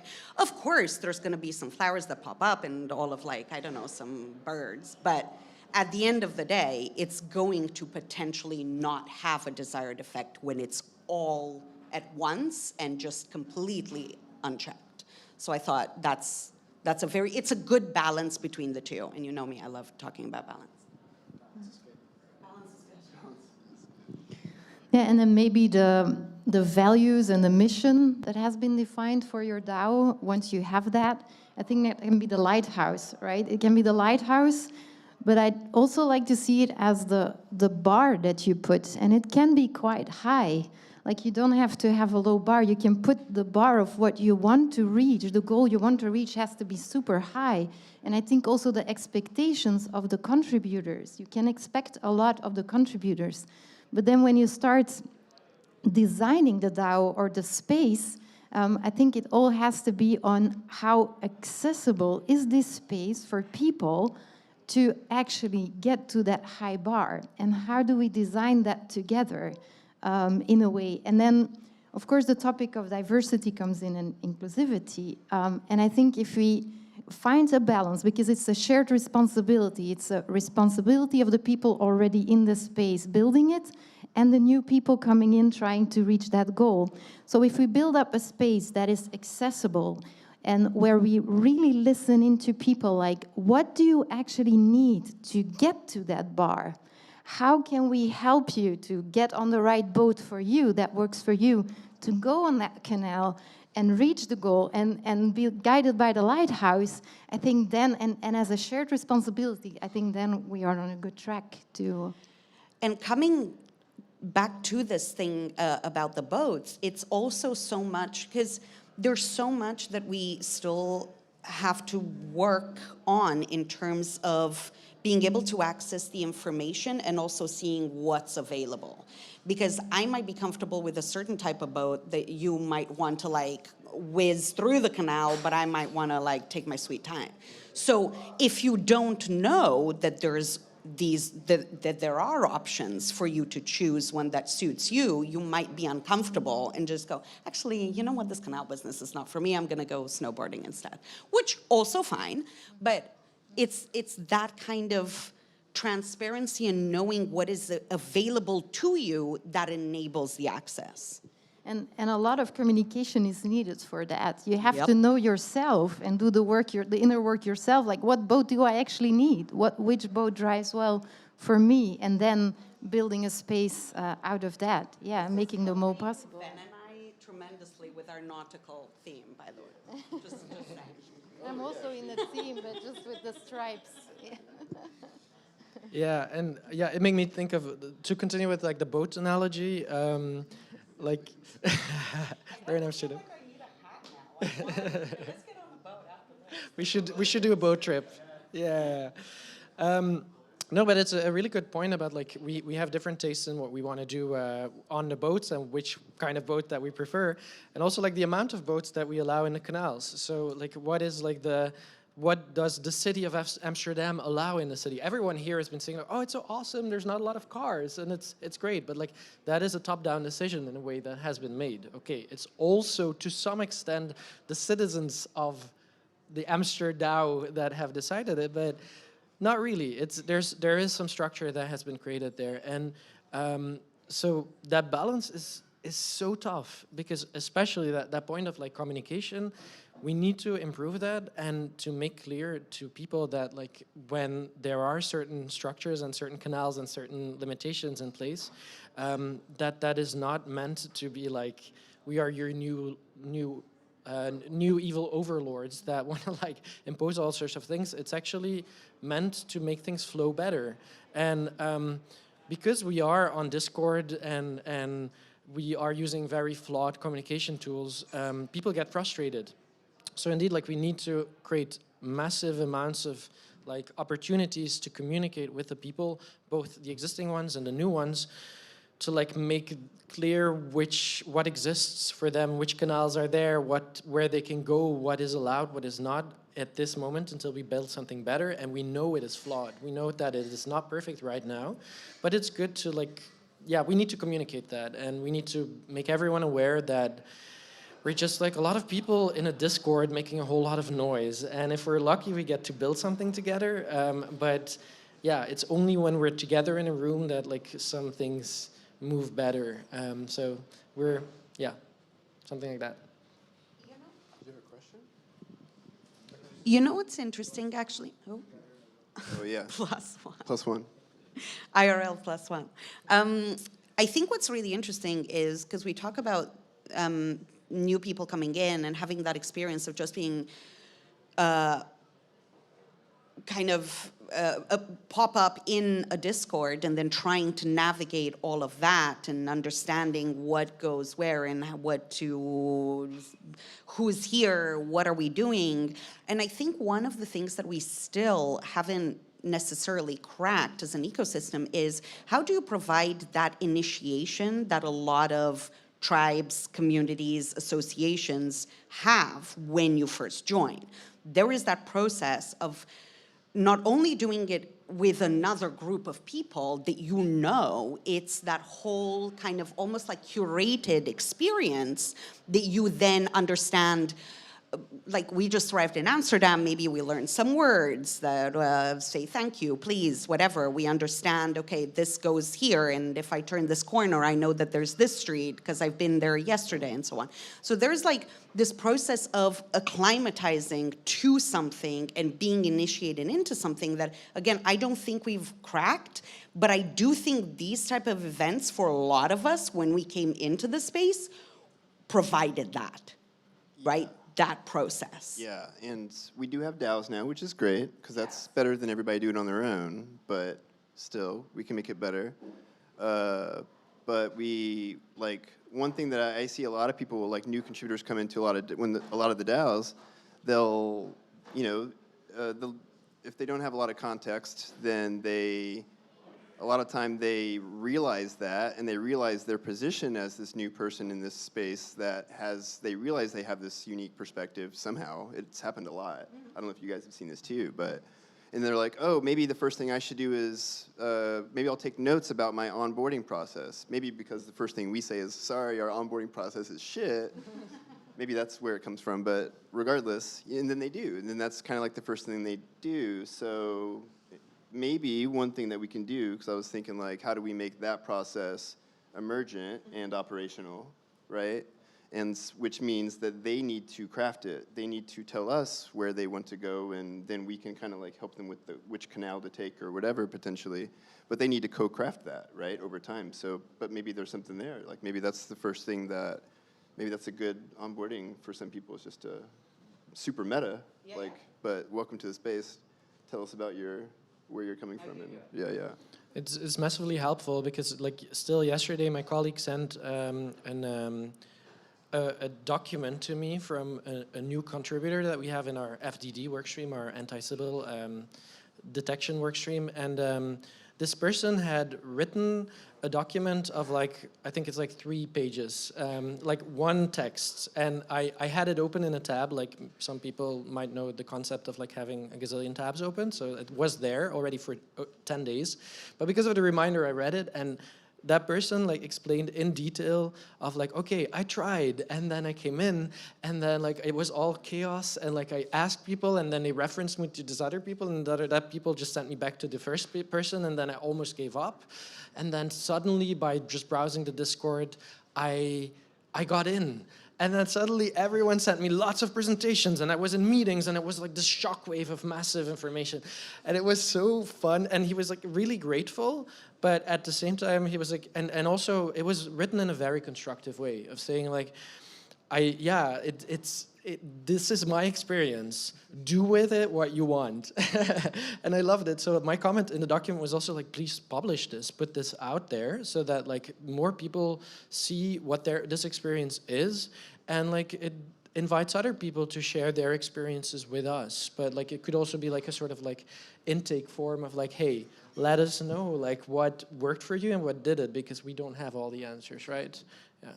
And yeah, I actually also wanted to ask you a question on that, Lane. Like you, as a person who comes from the legacy world and who has a lot of experience in facilitation and so on, like what would your recommendation be for us to, when you observe us doing this, like what would you recommend us? What are you like, that is like a basic thing, like fix this.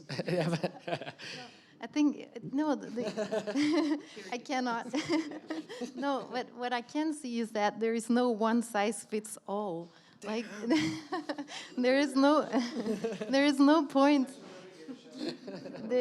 There is no point, and I see a lot of tools looking for that, right?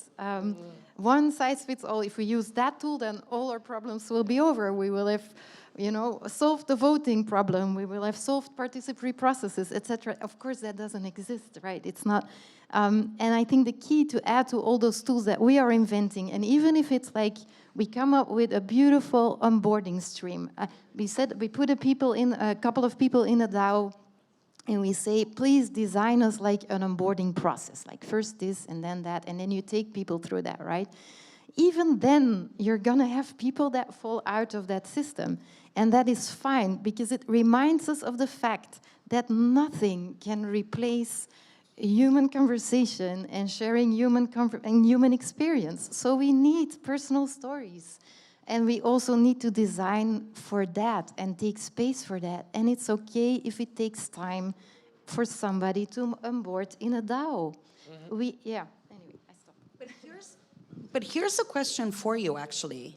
What if you had, because we keep talking about Legos and modularity and so on, what if you had these modules that then newcomers could just build their own path forward, but picking the things that suit them? I don't know what that looks like, but it's, you know, when you're a kid and you open up the whatever Lego thing, and yes, you can make the spaceship and whatever, but sometimes you just want to, pardon my French, fuck around and like build, I don't know, a restaurant in a park or whatever. And you go completely off script, but you have the bits there to be able to do that. And wouldn't that be an interesting way in this whole vein of open source, modular, accessible, transparent, la la la, to have that as part of the initiation where you take all of this and you build your path in? Again, I don't know what that looks like, but you know, we'll think about that. Yeah, and it's something that I really love that, and I think every DAO has their own onboarding way, but we also like steal from each other, and that's like for the second part. I want to hear some other stories, but yeah, we do it a lot. The human aspect, we have like Loie sitting here together with Gloria, who do a lot of like community experience within our DAO for the active contributors, and like I definitely want to call that out because like they do magic there on just like creating vibes. They do all sorts of games in a very playful way, because we are in a situation that we have. That is also a form of onboarding, because we have a lot of people coming from the company, from holdings, because Gitcoin was a company. And for those people, it's a bit scary to come into the DAO. And so they do every week a lot of little games that make people feel at ease and get to know each other and ask each other questions. Like just last week, there was this fun game that Loie created of like, just with silly post-its on the one side, these are the people from the DAO, these are the people from the company, and you can just like put post-it with questions, and then you can put a post-it with the answer next to it. Like, how does it feel? Like, how many hours a day do you work? Like what scares you most about working in a DAO to the people from the company? And so like this interaction creates trust, creates vibes, and then if you combine that with like, you create the vibes, you create the atmosphere, and then you throw in a number of these Lego blocks, and it's like, here, go play. Take what works for you. Then people will pick up the pieces and they will build their own experience to enter. And wanted to call that out. Yeah, and then adding to that, it's not because you do it once and twice and that you have a good feeling over it that it's finished. No. It's an ongoing process. It's ever going. Like taking care of the vibe in your DAO requires permanent attention, permanent nurturing, and it's everybody's responsibility to keep it going over and over again. And also, this whole thing with balance as well. Like, I think for a lot of people, balance is somehow static. Right. Right? Like, you look at something and it's like, oh, it's balancing, it's fine, just don't touch it. Don't, just leave it. But in fact, right, balance, the whole thing of it is a continuous motion and tweaking and adjust, right, and like adjusting here, adjusting there, keeping that balance, which implies that motion and that attention, right? Right. As a community experience designer, like, I could design a great process for that one point in space-time, but congratulations, the very next metric, everything's different. Because there's a new person in the crew, or whatever. Everything's different. Like, as soon as one person comes in, like, literally the entire community is different. Yeah. So. Well, on that, I have a perfect segue, like, in bringing in new people. So we're at, like, the halfway mark. And so for the people who don't know the concept of a fishbowl, we're going to bring in new people, and we're going to, like, create a new balance. So how this works, for people who don't know, there's, like, 5 seats here. And the idea is that there's always 1 seat empty. So if you have something about the topics that we're talking here, and I was like, I want to add something, just gently come up and come and have a seat. And then it will feel crowded here, and one of us will just like go away and maybe come back later. So part 2 has officially started. If anyone has like, I want to talk about this topic, and until you guys do, we will go on. Who's got the spice? Yeah. So to not make it awkward, we'll just continue talking. We have words, right? Like you'll come up. So about that balance. So what were your first experiences like building a DAO now for the things that you're doing, Lynn? Like, what is this how is this onboarding going for you? Is it working out? Is a lot emerging, or are you like imposing a lot of structure? No, we messed up. You messed up. Awesome. That's a good start. No, we messed up. We also jumped into it with our experience in DAOs, but it's great because the learning curve is like that. So that's really pretty cool. But we do have somebody who dedicates her time to onboarding, and I love also how she does it, because she takes a really personal approach. She really engages into a conversation about regenerative cultures, about what is regeneration, etc., etc. So I really like that. She takes the personal approach. But then how we messed up and what we have to do now to get it right is set our mission and our vision clear as a lighthouse there. And also, All for Climate is a network, and we are going to build like a real DAO, right? Built on the product that was already there, or the service actually that was already there. So at this moment, so many people joined the DAO that it's unclear to them what is actually All for Climate. So we need to go back and rethink the whole thing, and how can we now, in this chaos, mine the talent that is there, and then slightly move and take the flow again and go on the river or on the canal. So yeah, it's interesting. I mean, the slowdown, you've said that twice, but it's really key. Like at that point, every shit's flooded, you know? And you just got to slow down and figure out where is the flow. And if you don't take time to figure out where the flow is, then you're not going to find where the flow is. You're going to be creating paths that don't work because you're creating paths instead of allowing those to just emerge from erosion. Yeah. And also, I think it's again that being comfortable with slowing down, because I think we have a big thing in our space, quick, we must do these things immediately, because otherwise, oh my God.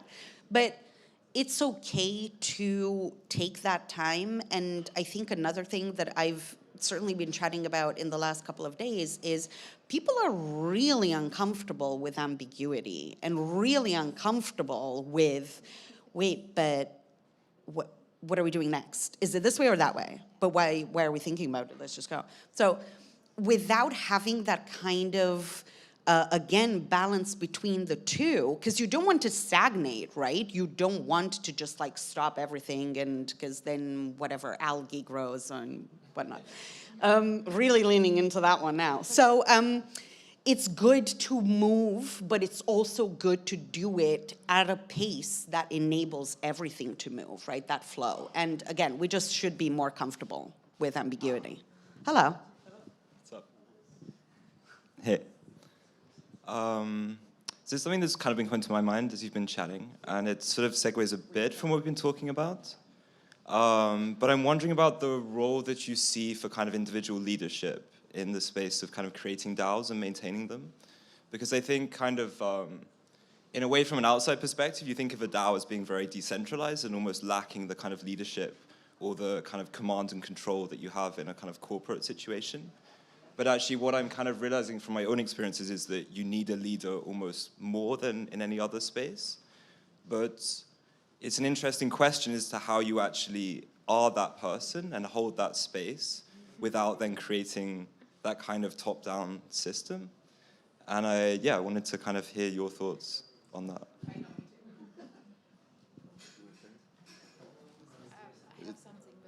Okay, well, yeah, it is super important. I think the biggest thing that I learned about DAOs and leadership is that, the best leaders that I actually see, actuating strong DAOs, are excellent facilitators. Because that is what is, it's not so much as making executive decisions by any means. It's a fucking DAO. But you know, so we don't need that kind of leadership, but we need facilitation. Like, what is this mess that we're looking at together? Where do we go from here? Like, we need help with synthesis sometimes, and we need other people to not be doing that and just be throwing shit on the wall, you know, which is my role a lot. And then facilitators come in and clean it up for us, but they're just one of us as well.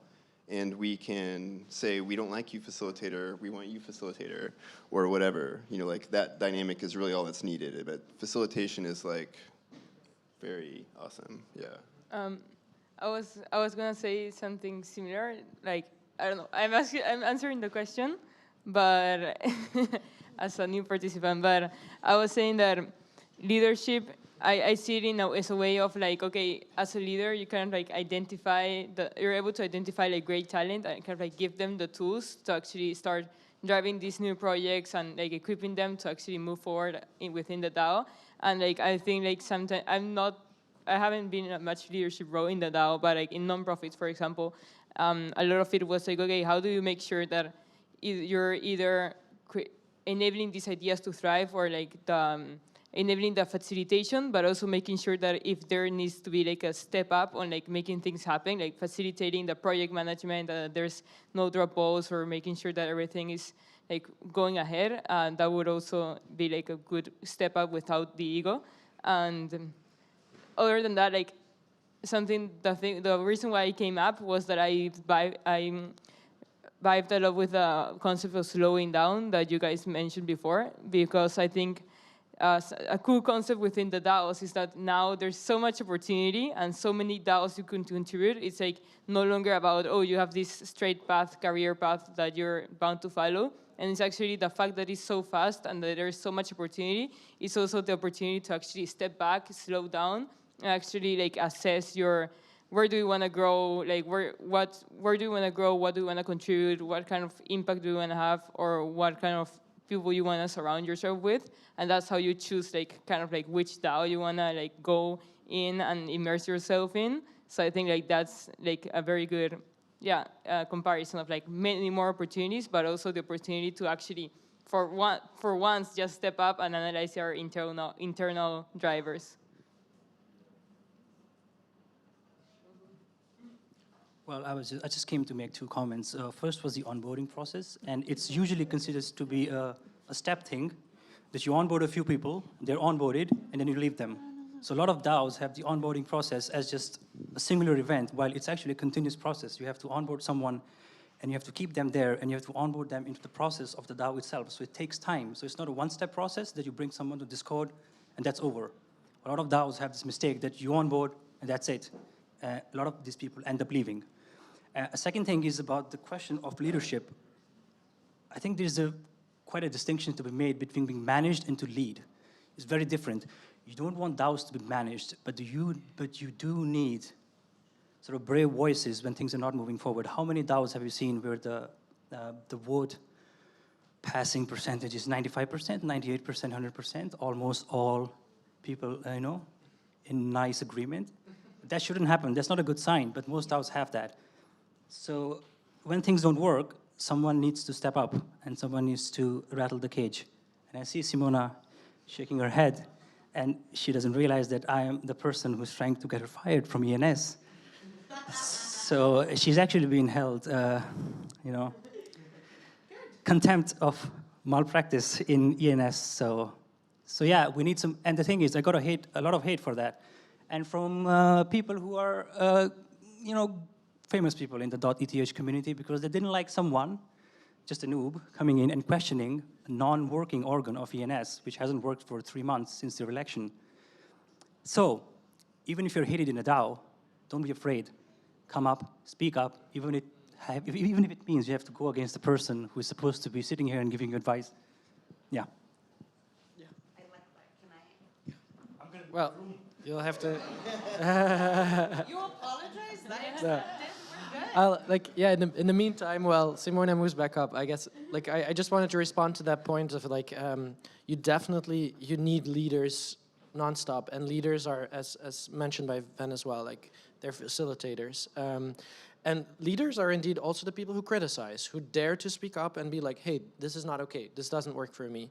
For example, I had someone here that I hadn't met in person yet. I had a conversation with him yesterday, and I also said, like, God, sorry, I always seem to be like this asshole who's like disagreeing, but this is not a personal thing. It's just because I want to like, I don't want us to just indeed like all agree and just like pass all the proposals, etc. You need those people. You need the people to speak up, to dare to speak up. But again, for that, you need to create some sort of like safe space that people dare to do that. So yeah. Just quickly, so for context, it's really, and I said this to you as well, it's not lost on me that I work on governance engagement, and whilst doing that for one DAO, I drop the ball in another DAO. But that is also, and I fully admit that that was the case, right?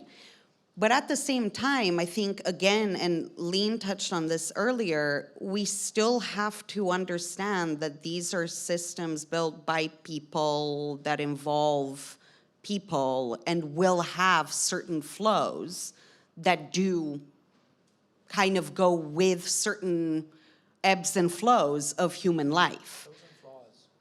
Ebbs and flaws. Flaws and flaws. Yes, yes, I like it, I like it. Let's roll with that. We should there should be some DAO tooling for that. But and this is why I think governance is something that needs to, again, be fluid. And it needs to enable delegates to just say, hey, I'm going to step back from this. I can come back to it. And you can delegate to somebody else in the meantime whilst I'm away, if you want to. Now, undelegation is a costly, it's a relatively complex process, and most people won't ever undelegate from people from the ones that they first delegated to. We've seen this time and time again, particularly in ENS, but in other places as well. It is not a simple process, but it should be. And if I go on holiday or am distracted by a world conflict or I'm doing something else, it's okay for me to even suggest, hey, why don't you delegate to Ven? Because he's gonna do a much better job than I can. For a while, maybe I then never come back, who knows? But it isn't something that is very clear to people, and it's something that, again, coming back to the transparency and accessibility, it should be modular. So I can go, I'm gonna switch from this to this, and I also don't feel bad and don't feel like I'm letting people down because my attention was taken up by something else. And that's totally fine to call out. But I think it's one of those things that we need to work together to actually advance the flow and the way it's constructed versus having a lot of potentially negativity that we throw at each other. Just like, come on, it was. Duh. It's the truth.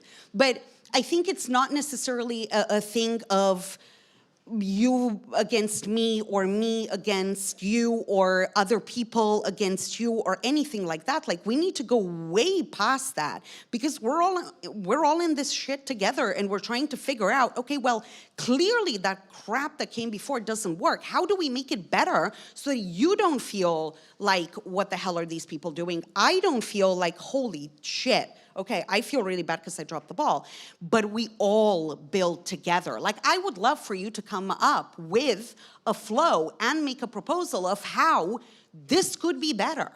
We have it. If you had come to ENS, we have it. If you had read the discourse, we have it. Why don't you make a proposal for the meta governance flow? Write it all out. Great. Hi.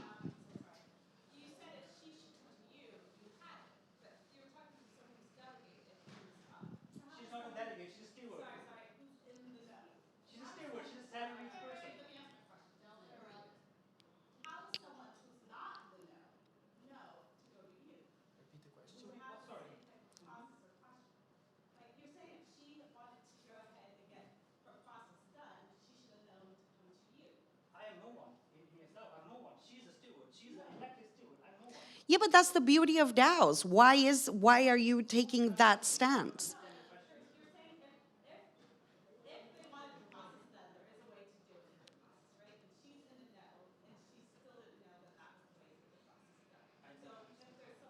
Okay.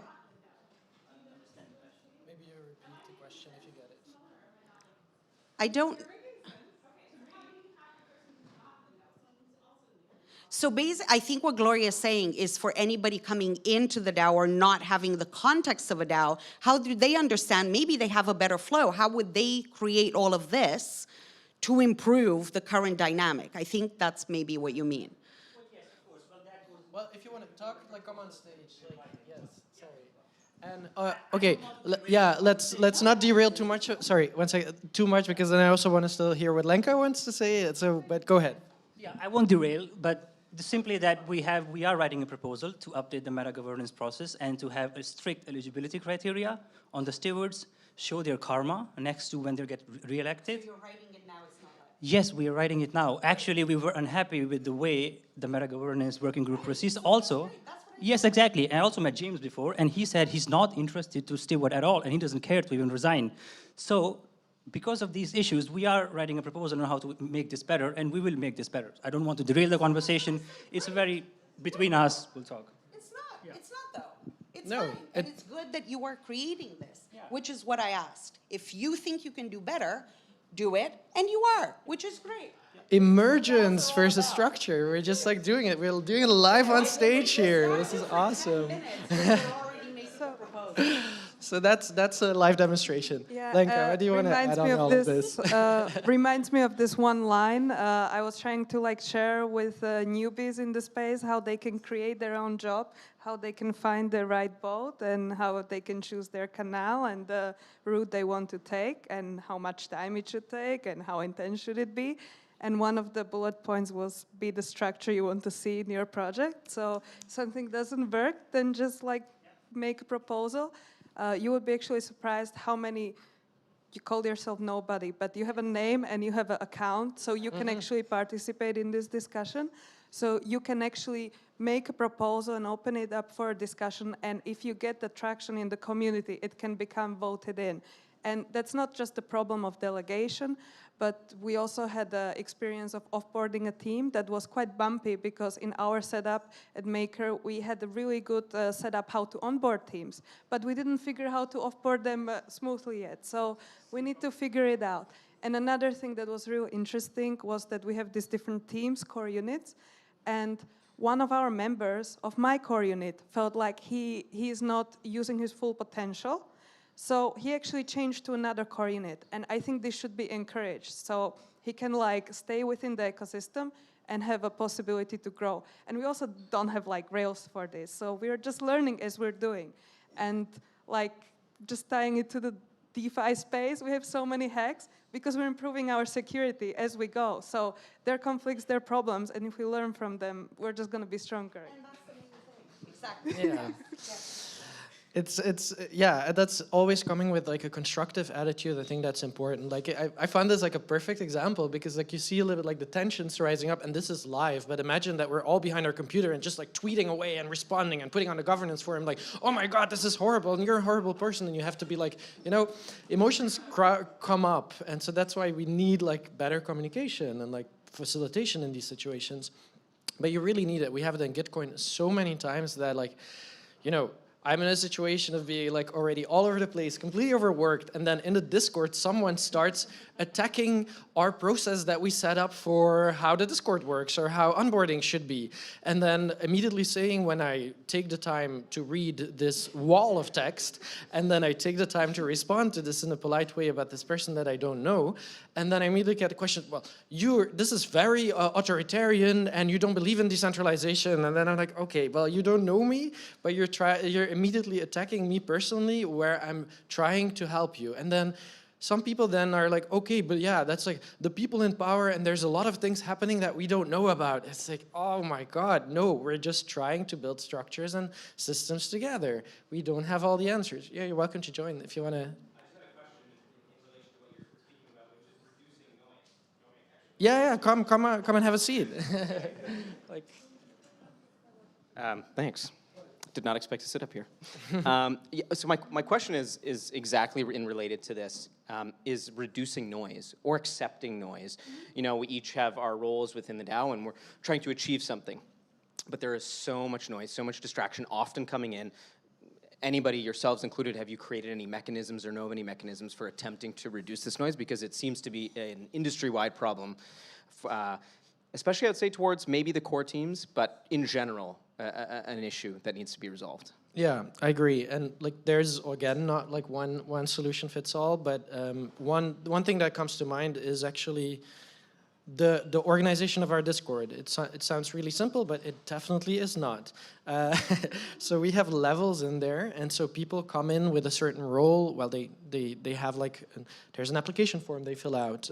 They have access to a number of channels. In those channels, they can ask questions. They can get to know the work streams. There's an onboarding call that happens every 2 weeks where they can like present themselves, get to know the team. And then as soon as they have a task assigned to them, they get another role, and then they see more channels. And so that reduces both the noise for them and for us. And it helps us to like detect like, okay, like these people are actually working on us, they're not distracting us, and we're not distracting them. And yeah, but it's not an easy thing, because even internally with the core contributors, there's a lot of pushback there, because they're like, yeah, but we need to be an open DAO. It's like, yeah, until you do it, and then there's again so much noise, and you're not happy, and you want someone to fix it. So it's a continuing balance, a thing that changes all the time. If you guys want to add something. Yeah, I would try to reduce and minimize distraction and noise. Like, as much as I appreciate somebody commenting on a Discord, like as long as that person is not actively contributing or committed, like, thank you very much, but you just can't. That's where it's limited. So get involved in the DAO, and then please be as constructive as possible and contribute and do it and help build it. But no, noise and distraction, no, I'm not a fan. And I think one of the, again, just coming back to this thing of balance and coming back to almost maybe also that human element, because we do forget that we are used to certain patterns of behavior that we've been taught for a very long time, which is if you win, I lose. If I win, you lose. I need to get ahead, and that means you get left behind.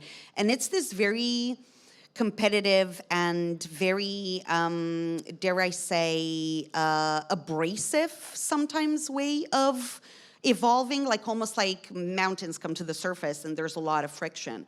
And I think, again, coming into this level of comfort with just accepting the fact that there are certain people doing things in certain ways does potentially need to come with that understanding. And for us to be comfortable being comfortable with all of this, which is hard, because at the same time, when you're spinning 10,000 plates and you're trying to keep balance on all of these things, you're also tired, you're also a little bit like you're focusing on one too much and so on. It's very, very stressful. So you almost have to keep calm whilst being stressed, which again, I think we've all discovered that is near impossible. So there's also that you're throwing into this whole like redesign of how we work. You also have to account for the fact that we are all human with our different moods and ebbs and flows and flaws and all of this. And how you account for that, I think it's just that permanent state of trying to understand and trying to have empathy for the other. Whatever it is, and then you gain the context, and again, coming back to context, there's so much, and governance, and again, being a steward and also trying to work on it means that you constantly are aware of the lack of context and how difficult it is to extract it when everything that you look at is structured in a completely different way. There's a different logic for Notion. There's a different logic for Discord. There's a different logic to discourse. There's a different flow. 5 days here, then it moves here, then it moves here. But in another DAO, it's 2 days here, 5 days here, 7 days here, and then it goes somewhere else. And you're like, wait, which one was this one? Is it this one or that one? And then because, and again, it's great to have a diverse let's say a diverse, I guess, nature of waterways, if we want to come back to that. We're aware that a lot of these DAOs are different, but a semblance of you know the little, what's the thing on maps where it shows you, okay, this is a mountain, this is a river, this is a plain. Something that shows you the patterns. And then you can kind of go, oh, that's like that. Because right now, from a context gaining perspective, it is near impossible in the time that we have. And again, everybody who starts contributing to multiple DAOs will find this out very quickly. Time is your scarcest resource. You're kind of always trying to improve. You want to get involved because you're curious, you want to participate, but it gets to a point where it is hard. Some semblance of standardization, like the legend on a map to tell you what is a mountain, what is a waterway, what is a road, what is this, needs to be there for you to be able to navigate all of these different territories. They will all be different, but at least you know those markers, and you can at least then look and assess the terrain. Now we move to land. Yes, well, we could land and water, but these markers that you mentioned, it's a good point or a good segue to the thought I have about that they are constantly evolving. So we have them, but we are all aware that they're temporary. The things are changing. Yeah, open source, why decentralization, you know? Like, so the people working in a DAO know this. And the thing, when we talk about like structure versus emergence, I do believe like with structure comes also a form of hierarchy. And for many people, this is like the top of all evil, you know, like there's some people in charge. But like it brings us back to this point of like leaders in the DAO. I do believe that it is something that is safe enough to try. Like you need some structures and you need some people who are like sometimes making executive decisions. Ideally, and I think when I look at our own DAO, I think we do this pretty well. Like when you make a decision, when you take ownership of something, just have the arguments, just have some objective reasons why you made this decision. If you're able to defend yourself without becoming like, well, just because if people react as like, it's because I said so, and like, then it's like, maybe that's not a good thing. But if you're able to explain like, yeah, because of this given context of this and that in the current situation that will continuously evolve, like this is something that I would like to try. It is safe enough to try. If you have a better proposal again, bring it. Put it on our forum. Yeah. And I think something we're working on very hard is building in the open or decision-making in the open. If you open that decision-making and if you open the creation process towards that decision-making, then the iteration happens as you progress. And then there's less likelihood of a decision being made unilaterally and then problems arising from that, to your point. Yeah, totally. But then one little thing and then you went it. But just, yes, totally agree. And at the same time, you have to know that because this is a new form of governance, these are new structures, we need to sometimes take a break. You need pauses, and like some things are not perfectly communicated or documented. This is a call out to everyone. If you're really good at taking notes or at documenting or writing articles, all DAOs need you. We need you, all of you. So like we need those things documented, because that's the thing that often falls off the list. Like, yes, there are very good reasons why we're doing something or not doing it. We just haven't had the time to explain in detail why. Some people in the inner circle know, and that's super frustrating for the other people. But it's not because we don't want to tell you, it's because we only have a limited amount of time. So help us out. You wanted to add something? Yeah, just like as much as we are spreading the decision-making process, I always also think that we have to spread the leadership roles, right? Everybody has to become the leader of their own inner work and how they are at that very moment, and being a bit attached. You cannot exclude a DAO from the context that is around, and that's exactly why the balance sometimes goes lost. So I think facilitators, we call them facilitators, or that leadership role, that one person in a team or a couple persons in a DAO that do regular temperature checks and that sort of regularly invite people to say, how are you actually? What's going on? What are you really feeling? Because very often the no voice that comes up in you, or the little hesitation to do something, or the little, you're ready to get on the boat, but you're not. It's extremely valuable information on where you are at that moment with the team and with the DAO. So somebody that is aware of that, senses the space, and draws the attention to that, and creates the space to talk about it and spread it. Like, who else is feeling this? Who else is actually not really sure that this is the right track? Making time to do those conversations is extremely valuable, but because it will keep people in your DAO, and when they do decide to leave, you will know why. Totally. Because they are not on track anymore, and that is also fine. That's also fine. And that is maybe like a final call to action, like next to documenting, I think all DAOs need a lot of people persons, people who just like take care of people, who do vibes checks. And then you can have a good balance between emergence and structure. And so with that, thank you. Thanks, everyone. Thanks, everyone.